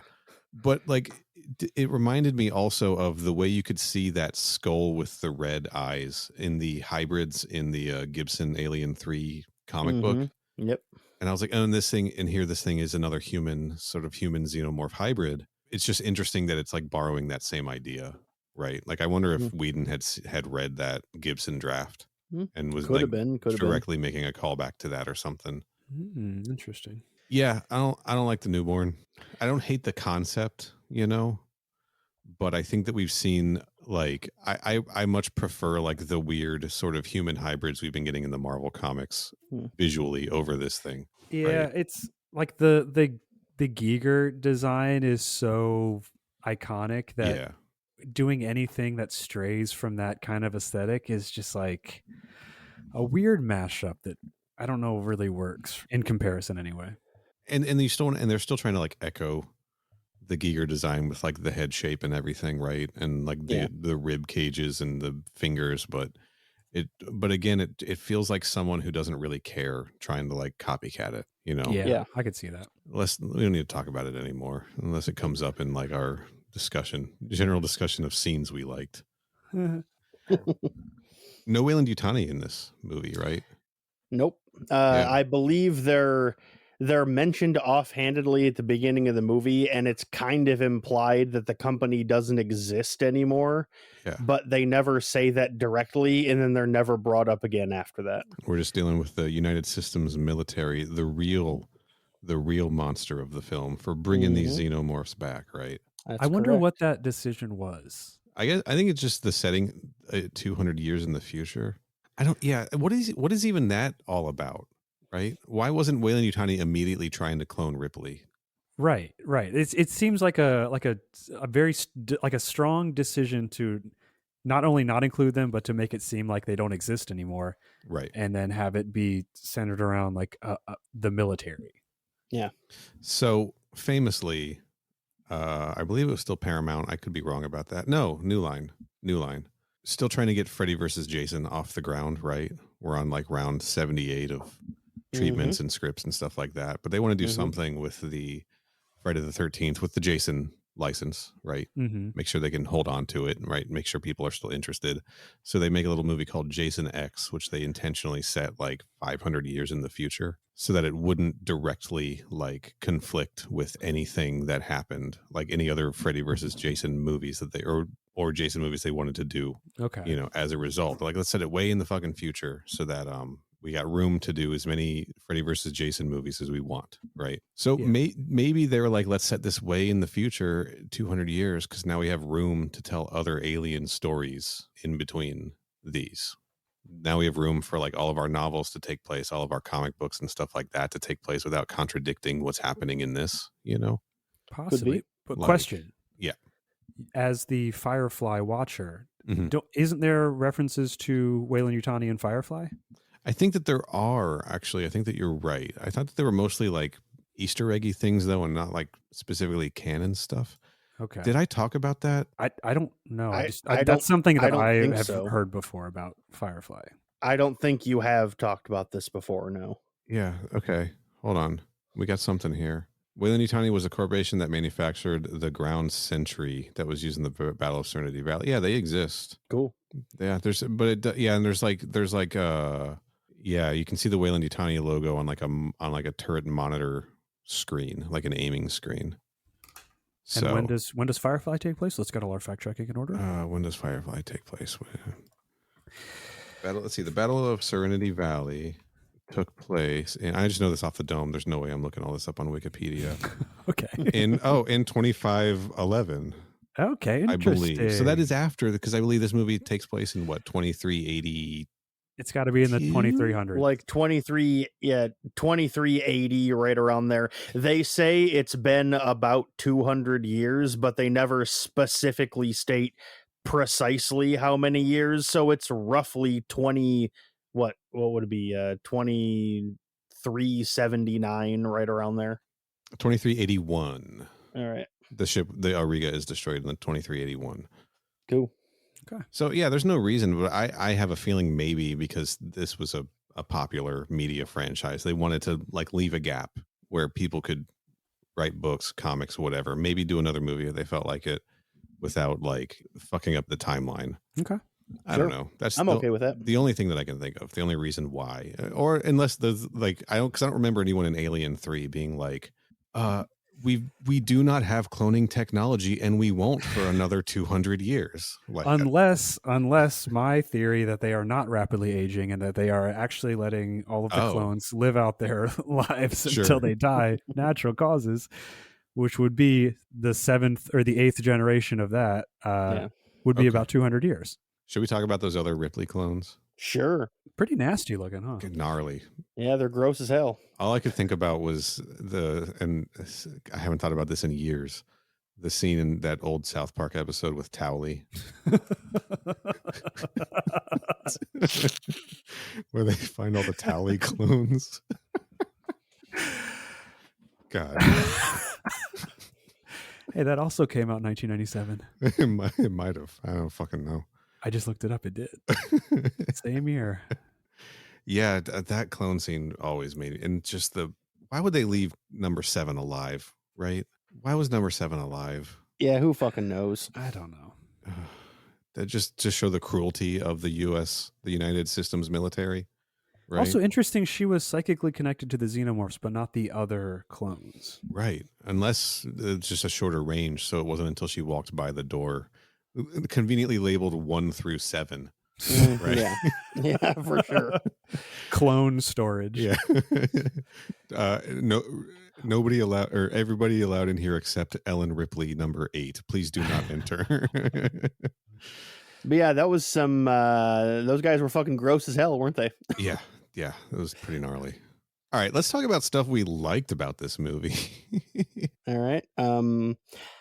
I got a really good laugh out of buying authentic vintage gun for a low price of $1,000. That really made me laugh. Okay. And then later on, they followed it up with authentic vintage knife for $750 for sale. Because that was the scene where, if you recall, Call just wears boxing gloves for some fucking reason. Very strange. And I believe it's Christy and Joner, I believe, are the two that are with her, and they're just like watching. It's like QVC, but they're just like selling weapons on the TV, and just the thought of buy gun $1,000 vintage weapon really made me laugh. Joner's like, this is a really good show. Yeah. Yeah, so what they were doing there, they were drinking the stuff in the canteen that Joner brought on. It was some kind of like, probably like grain alcohol, honestly, because they were getting fucking blitzed. Yeah. And Call was acting drunk to get them to yell at her so she'd have a reason to leave, I guess. It was a very confusing scene. But she could have just gotten up and fucking left, right? Yeah.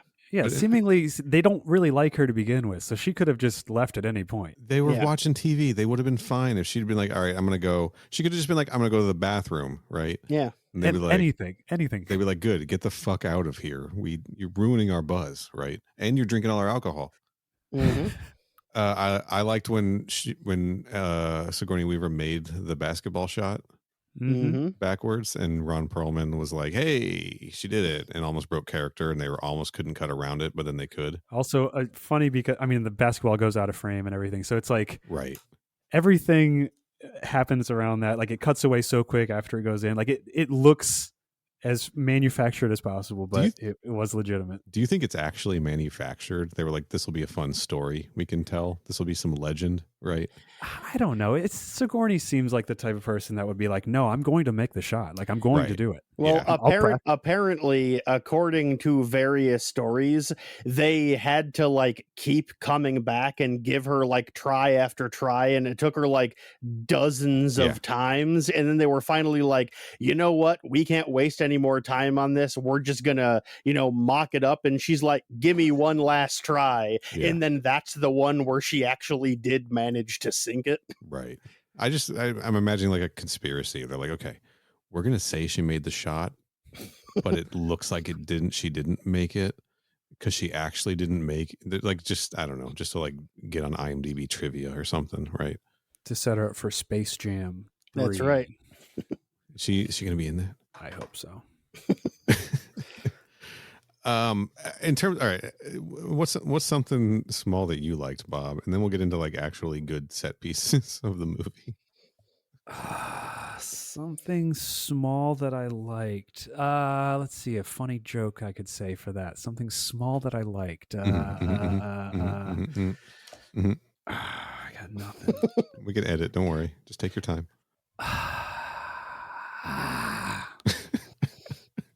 I'm drawing a blank. I really didn't like much about the movie. That's fair. Fair enough. All right. So much of it was just, it was a tough watch. Can I talk about my favorite scene in the movie that is then followed by my least favorite scene in the movie? Yes. Sure. My favorite scene in the movie, we've already mentioned it, is the underwater swim. Terrifying. Mm-hmm. So fucking good. Super tense. Underwater scenes, like they get to me. Like, was it Mission Impossible 5 when he's got to swim through the turbine or whatever? Oh, yeah. Yep. Yeah, that was more tense to me than like when he's hanging on the outside of an airplane for some reason. I don't know why, but they get to me. And I thought it was a very cool scene. I thought it was shot really well. Hearing like just the perilousness of like actually filming that thing where they got like people off to the side with air tanks, right, to, give people, oxygen if they need it.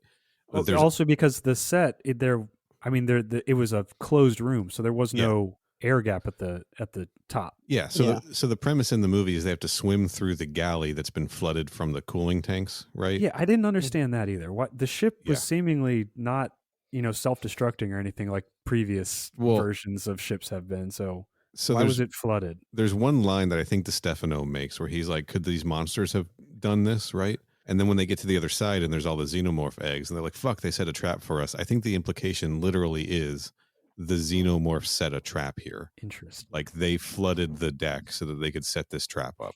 Like I think that's what the movie is trying to imply, which is dumb. But I do think that that's what they were saying. Yeah, I guess I didn't also understand why they needed to take this roundabout way to get back to the Betty. Yeah, because the way this movie lays out, like they're there for 2 days of like R&R, right? Yeah. Mm-hmm. And they were as far away from their ship as they could have possibly been. The whole geography of the ship is like very baffling. It is confusing. And that is a criticism I will make. Like I never got any sense of the geography of this place. And like knowing that these sets were so modular, they're just shuffling them around and using them for whatever kind of makes sense of why you never really get a sense of what's what, because you're just in the same hallways the whole time. But for sure, yeah. But this underwater scene, so they are quite literally the actors swimming through an underwater galley, right? Like it is the same situation. There's no, like it's flooded. There's no way up. There's only certain areas you can get up and get out of the water. So the scene itself is really tense. It looks really cool. The CGI for the swimming xenomorphs did not hold up, but looked cool at the time. And like if you squint, it still looks pretty good, right? Yeah, for sure. Yeah. The underwater scene really, really fucking works for me. It's one of the few parts of the movie that doesn't have that orange kind of like filter applied to everything. That also helped. And I wasn't thinking about that, but that definitely helped. And it's something we haven't seen before, right? It's not a rehash of a scene we've seen in Alien or Aliens. It's new territory. Yeah. Which is very cool. But as soon as they get out of it, right, and they're climbing that tower, they're climbing that fucking ladder. So weird. That is my least favorite scene in this movie. It seems on the surface really cool and flashy, right?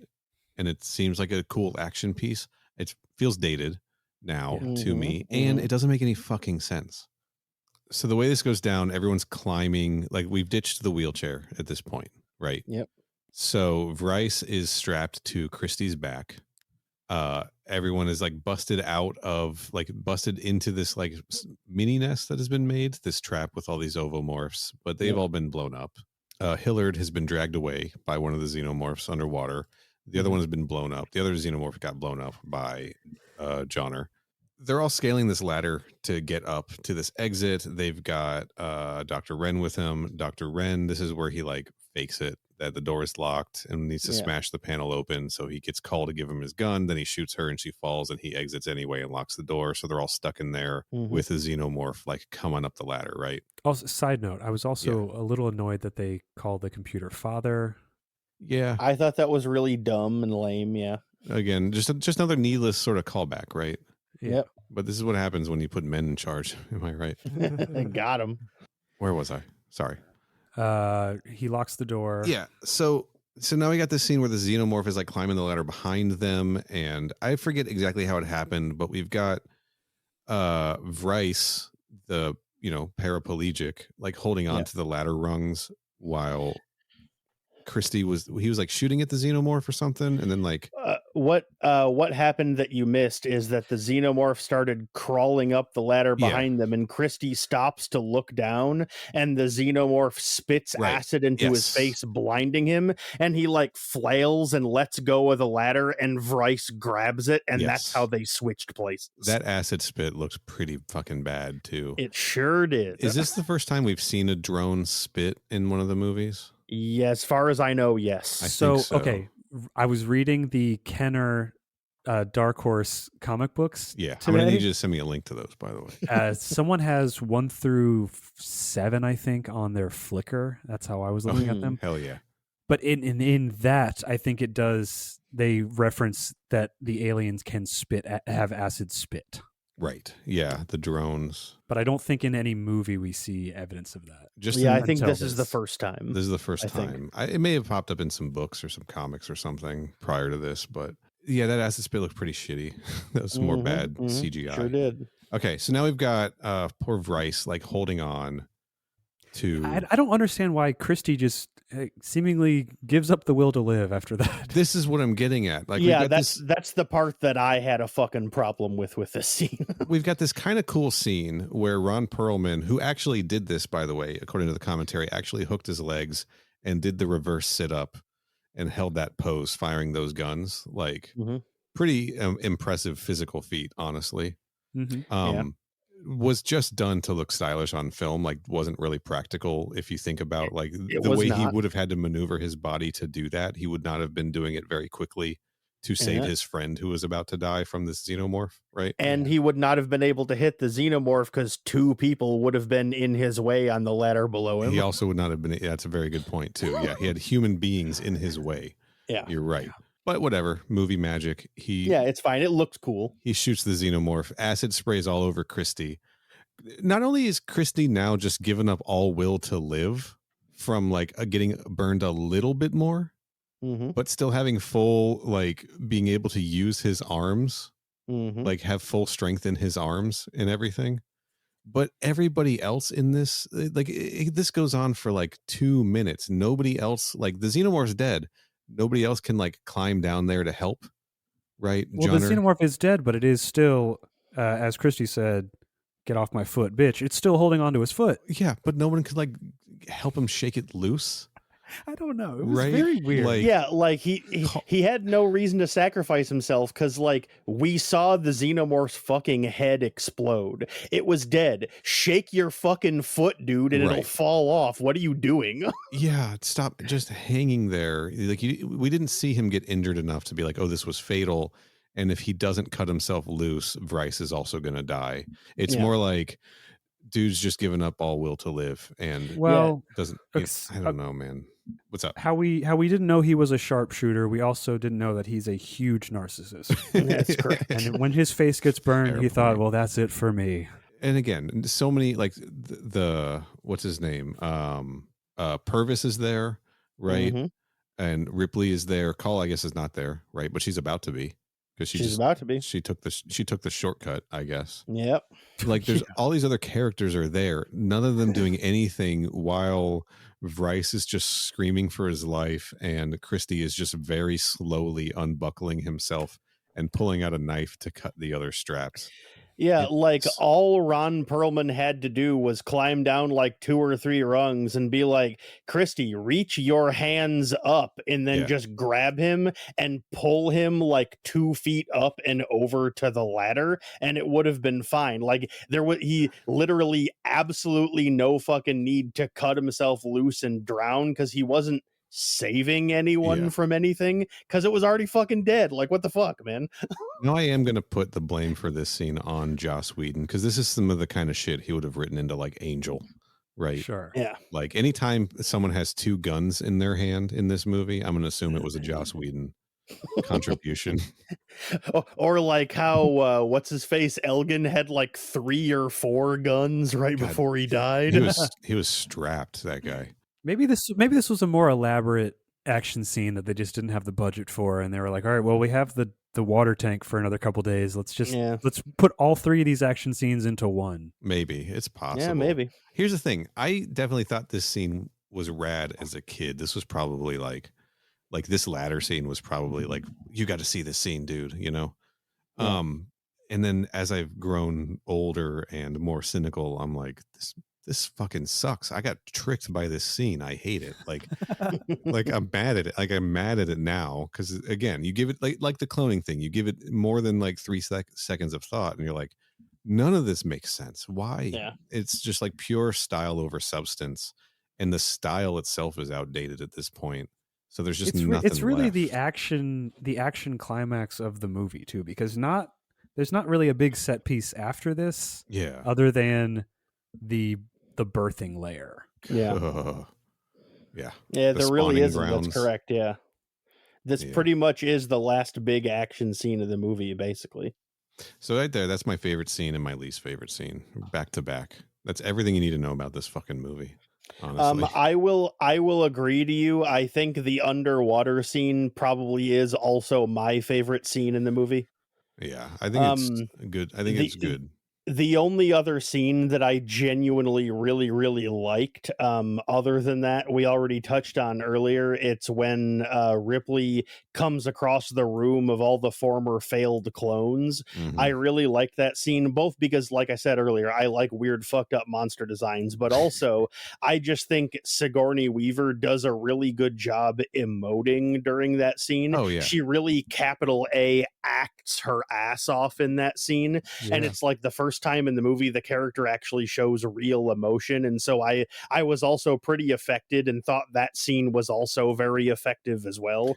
Those were like the only 2 scenes in the movie I really, really liked, though. You are absolutely correct about her acting in that scene, and again at the end with the newborn getting sucked out the window, like, for sure. Yeah. Also, is it the when number 7 is on the table saying "kill me"? Yeah, that's also a callback to Aliens. That is absolutely a callback to Aliens, calling back to the scene that was cut from Alien with Dallas. Yeah, nested up. So the kill me scene is a classic. Yeah. Did we get one of those in Alien 3? I don't remember. I don't think so, but with a cast of like 85 people, it's definitely possible. 85 bald, like Scottish dudes. Yeah. Has there ever been an American production of an Alien movie? So, funnily enough, this is the first one that was filmed in the United States. But it's mostly a French. But it was a French crew. It was a French crew. Yeah. Yeah. Okay. Yeah. Because Aliens is what, London? Yep. Yes. Pinewood Studios. I would say I believe it's Pinewood Studios. Yeah. I think for a lot of them. Okay. Interesting. I think even Prometheus and Covenant were shot at Pinewood. I'm not positive, and I'm not going to look it up. Neither am I. Yeah. Fair enough. Also, Ron Perlman peed in the pool. Allegedly, he said he went on record to say he didn't, but he asked in the commentary. He presents it in a way where, like, yeah, we were all peeing in the pool, right? Oh yeah, it was Leland Orser was like, I'm going to go on record that I did not pee in that pool. Ron's like, no, we all did it. Yeah, it's like we were all of us were peeing in the pool every day. They was like, I don't think so. I love Ron Perlman so much. I fucking love that guy. He had some quip on, I think it was the scene talking about Brad Dourif when he's like mimicking the alien to the alien. Yeah. He was talking about how much he loves Brad Dourif, and he goes, Brad Dourif actually dated that creature for a few weeks after this, or something like that. Good bit. Yeah. Ron Perlman's a lot of fun. And you know what? I will say, like, as rough as this fucking movie is, I do think he went a long way to making the movie watchable, right? Yeah, for sure. Yeah, he definitely turns in a very fun performance, for sure. Yeah, he was having a good time. I'd hate to see the movie where he's having a bad time, honestly. Yeah, Like, for sure. He seems like he can have a good time in some pretty rough situations. Anything else you guys want to touch on about Alien Resurrection, the controversial fourth film in the franchise? Bob, if you got anything, you can go first because you're the guest. I would just say the ending is pretty underwhelming. Yeah. Mm-hmm. I understand there was a lot of like inner they had a lot of like different ideas and budgetary and studio decisions.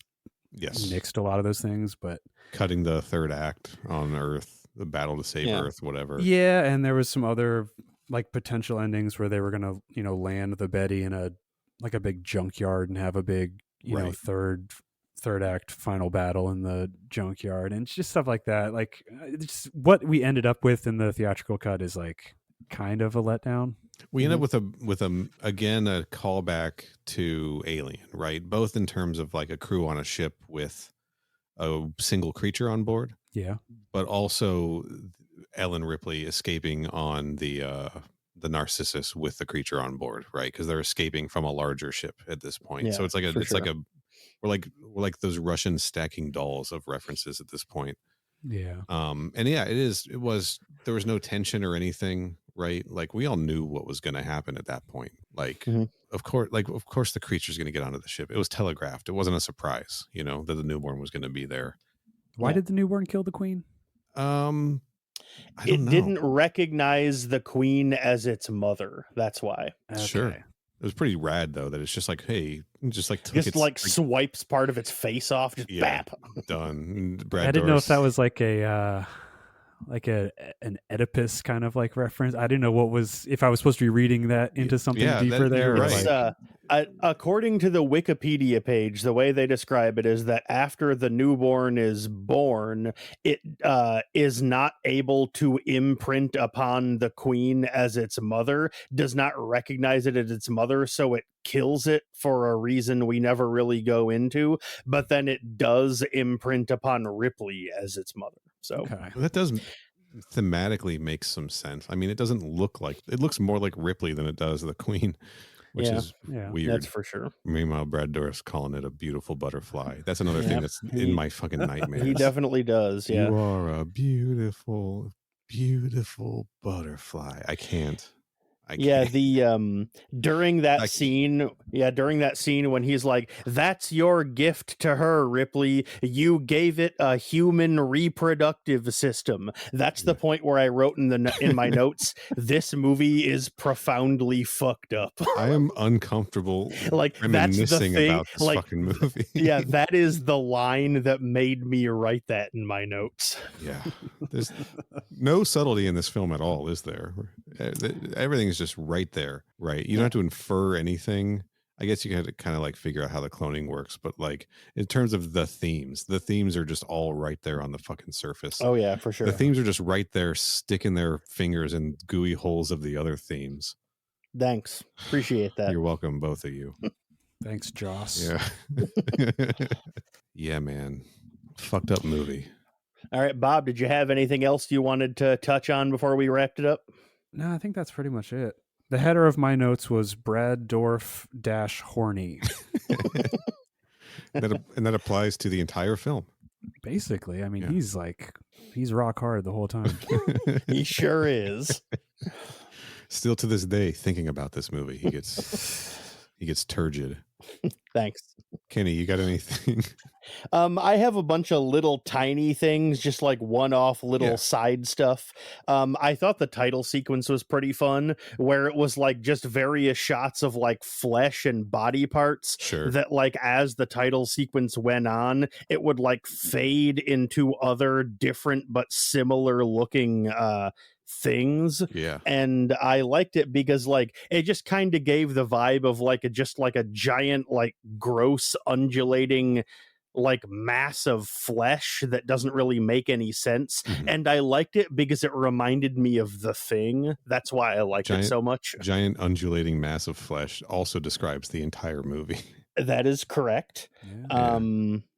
I had a series of notes that I just took over the course of the movie, where I was pretending to be the director giving Sigourney Weaver acting notes. And those three notes were, okay, Sigourney, we're going to need you to be a weird freak for this one, which I wrote after the scene where Sigourney Weaver and Winona Ryder, like when Call comes in to try to kill her, and then she's just kind of like gyrating around and keeps like grabbing Call's face and all that. Is she painting her fingernails?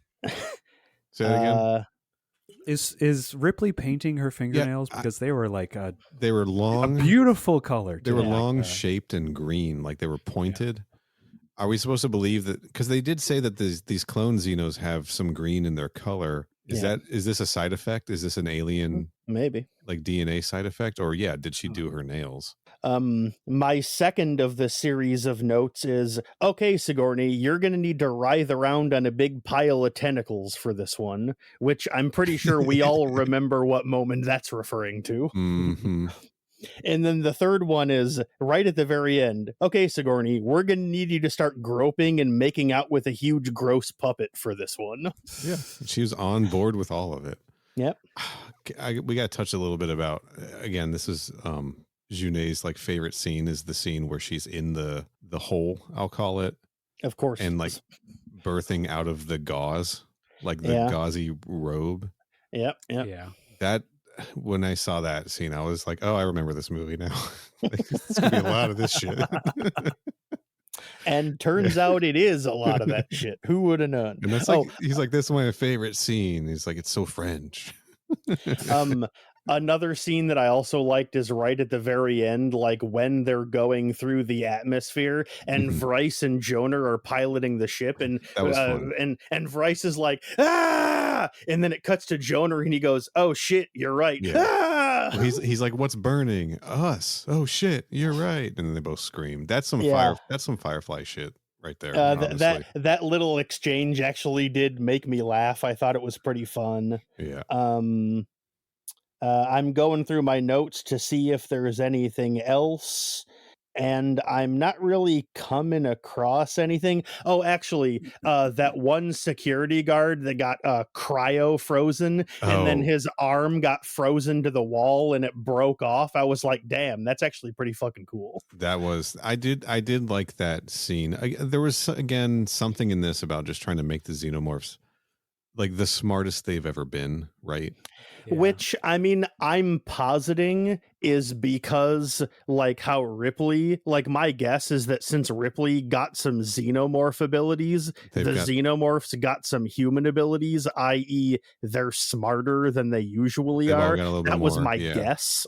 That makes sense, actually. That is something I want to talk about. Like, it is very cool the way that the Xenomorphs escape by absolutely murdering one of them so it melts through the floor and they can get out. That was fucking clever. I liked that. But also knowing that they can spit acid, that they didn't really need to do that. That's true. I guess unless they like one good spit in them, right? Or maybe they were just kind of, I mean, they were all pretty sweaty. Maybe they were a little dehydrated. That's true. But you're right. Actually, Bob, you make an incredibly valid point. How can you ever trap a Xenomorph anywhere if it can just spit fucking acid? I definitely did not. That never occurred to me until you said it just right now. Yeah, they can fucking spit acid. Why did they need to kill that one? Good point. But not only that, like clearly you got to like contain them, like each one individually. Otherwise, they'll just murder one and all escape, right? Like, yeah. And then it was clever when it then hit the cryo freeze button, and then Yeah. Again, anything about this movie, you think too hard about it, and it just crumbles like that man's arm. The sign of a good movie. If you think about it too hard, it kind of falls apart. Yeah. The only other thing I had that I wanted to mention in my notes is actually something we already briefly talked about in passing while bringing up something else.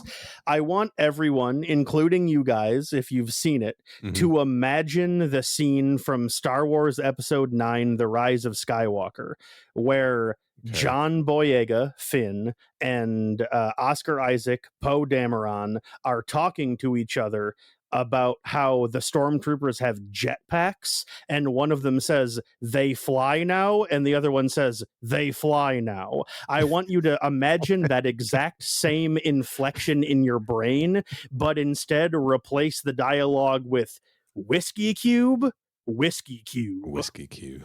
First of all, I wanted to just point out whiskey cube again. That was the only other thing I wanted to bring up. You're making me realize that J.J. Abrams and Josh Whedon really cut from the same fucking cloth, aren't they? They sure the fuck are. Jesus. Whiskey cube, I think, is cool. Honestly. I thought it was fun. Like, he drops it in, and then it goes from a cube to just completely whiskey in like a second. It's just like immediately whomp. What did the laser do to it? It's a gelatin, according to the commentary. So I think the laser, to just heat it up enough to melt it into liquid, right? To like change its state. I don't know. Okay. Bob, you're playing Starfield. Starfield's just full of like cubes of food, right? Yeah, that's true. Like, and so I was like, hey, the future. I'd love to get my whiskey this way, or in a Capri Sun pouch. I expected more to work like the microwave meals in Back to the Future. Oh, there you go. Yeah, where it just inflates itself. The laser seemed like it was doing something I didn't really understand why. So I feel like this idea of packaging food this way, for shelf life, right? Because you got to ship it all over space, Sure. Takes, but B, also like size, right? Like shipping a bunch of glass bottles maybe doesn't make sense, but shipping a bunch of packages of whiskey that can then be rehydrated does. Except that the size of this cube and packaging is definitely larger than the like 2 ounces of whiskey he got out of it. Yep. So I don't think you're saving anything in terms of space or storage or like freight costs or whatever. Make a whiskey pill. Yeah, there you go.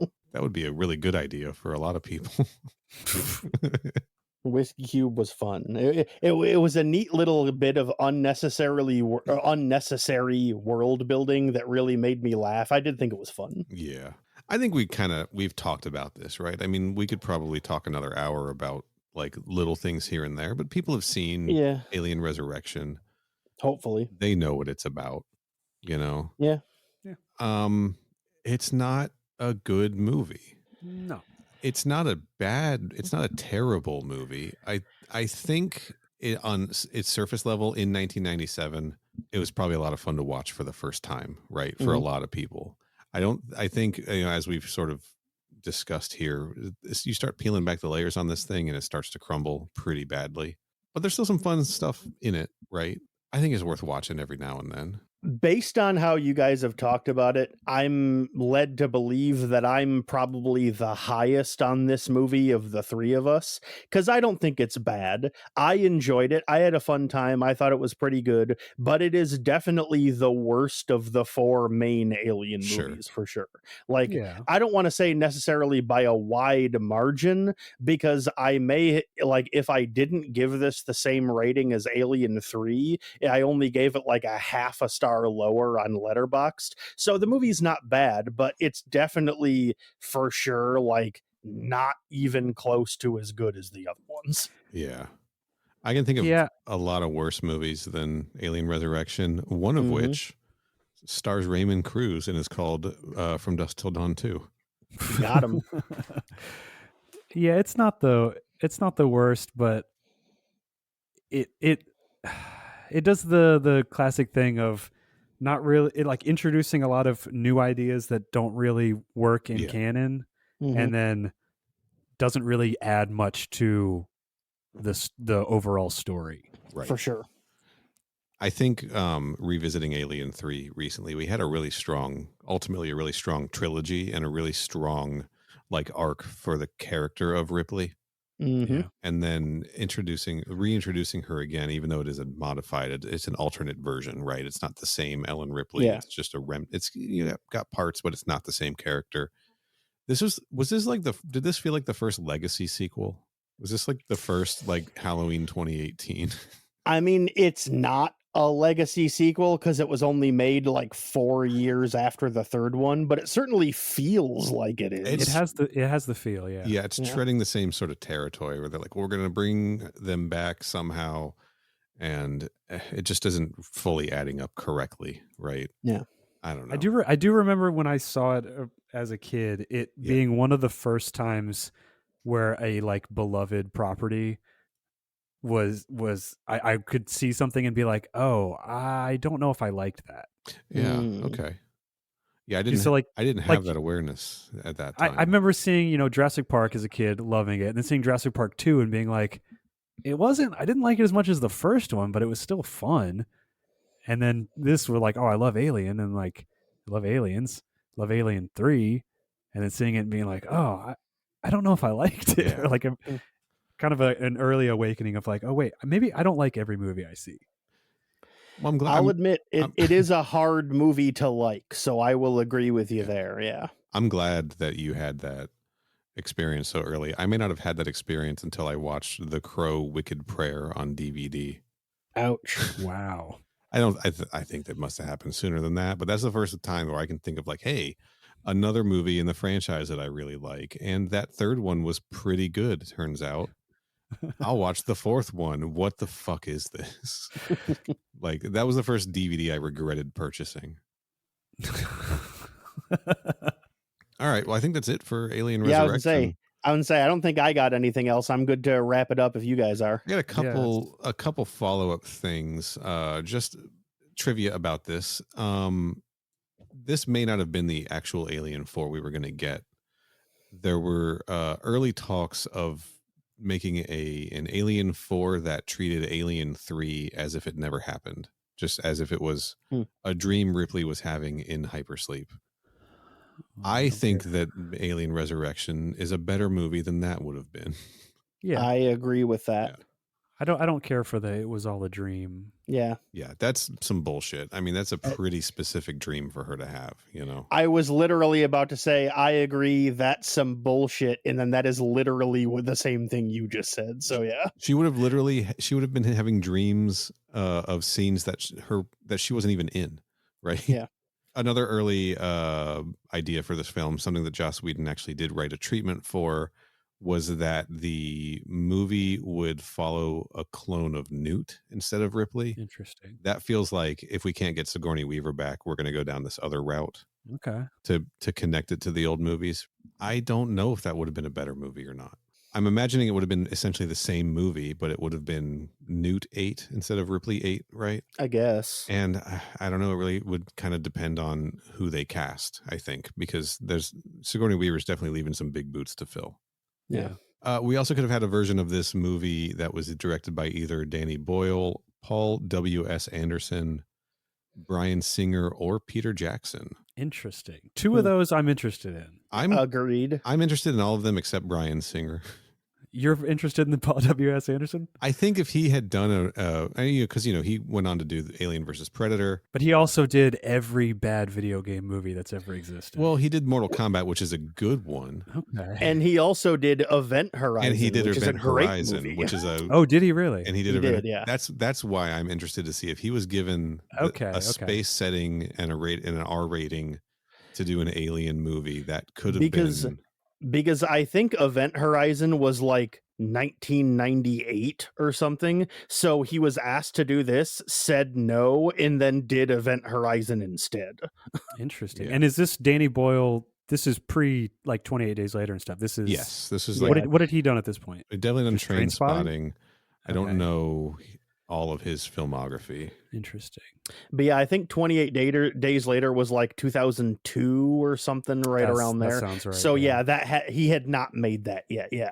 But Sunshine, I mean, Sunshine was cool. I could see. I would be interested in a Danny Boyle alien movie. Right. So that Sunshine does feel like Danny Boyle's shot at doing an alien movie a little bit, just like Event Horizon feels like Paul W.S. Anderson, pardon me, shot at doing an alien movie. I don't know how far, like if they were just being considered, or if they were actually offered or not. Yeah. And this is Peter Jackson. Before big budget Peter Jackson, right? Right. Sure this would have been is. like Frighteners era Peter Jackson. Damn. Yeah, I think Frighteners came out in 96. So yeah, it would have been right around Frighteners era. I think I would have liked to see that too, honestly. Yeah. That would have been rad. Yeah. I don't know that I want to see present day any of those filmmakers tackle the Alien franchise. Like, I think that if we've learned anything from Covenant and Prometheus, handing control back over to like Ridley Scott, like I think you need young blood a little bit making these. Yeah. You need these sort of like up and comers. Well, I mean, we got Fede Alvarez working on one right now, so I guess we'll see. Yeah, we'll see. Yeah. I'm hopeful for that. I think it's going to be good. I'm going to watch it, that's for sure. That's true. Yeah. So will I. Well, I think that's everything I have to say. Alien Resurrection, I think if you haven't seen it, you should watch it. Mm-hmm. Sure. But I don't think it's going to become your favorite Alien movie. Also for sure. Yeah. Yeah. Bob, why don't you plug the Flock and your Twitch one more time? Hey, the Flock Podcast. If you like video games and video game adjacent things, but also sports, because we all just discovered sports this year. Yeah, you're all really into sports now. All of a sudden, 3 white guys in our 30s just got into sports this year. But yeah, go to workatmydadslawfirm.com. Yeah. You can find links to the Flock there, and also my Twitch stream, twitch.tv.com/respectable street. Or nastyfairy.com. Or nastyfairy.com. Yeah. I'll drop links to those in the episode description as well. Cool. Kenny, where can people find you on the internet? I just want to, before I say that, I just want to piggyback on Bob's plug. As we mentioned at the top of the episode, me and Neil were on an episode of the Flock podcast. The episode is called Flock Expendable. It came out December 6th, 2022. So I am specifically plugging our episode of the Flock because it's fun and I force everyone to play a little game. Yeah, I think you can hear me talk about Soul Hackers 2 on that one. A game you certainly can. I haven't finished yet. Neither have I. I have started playing it in the interim, but I still haven't beaten it yet. I got like an hour left, I think, and I'm just not doing it. Damn. Yeah. But to answer your question, I am on Letterboxd. I'm still on Twitter for now, and Blue Sky at the handle at CYHOBBEZ. You can find me on Blue Sky at Final Neil, Instagram at Final Neil Retro. I do a show about Mortal Kombat movies, TV shows, cartoons, comic books, everything but the games.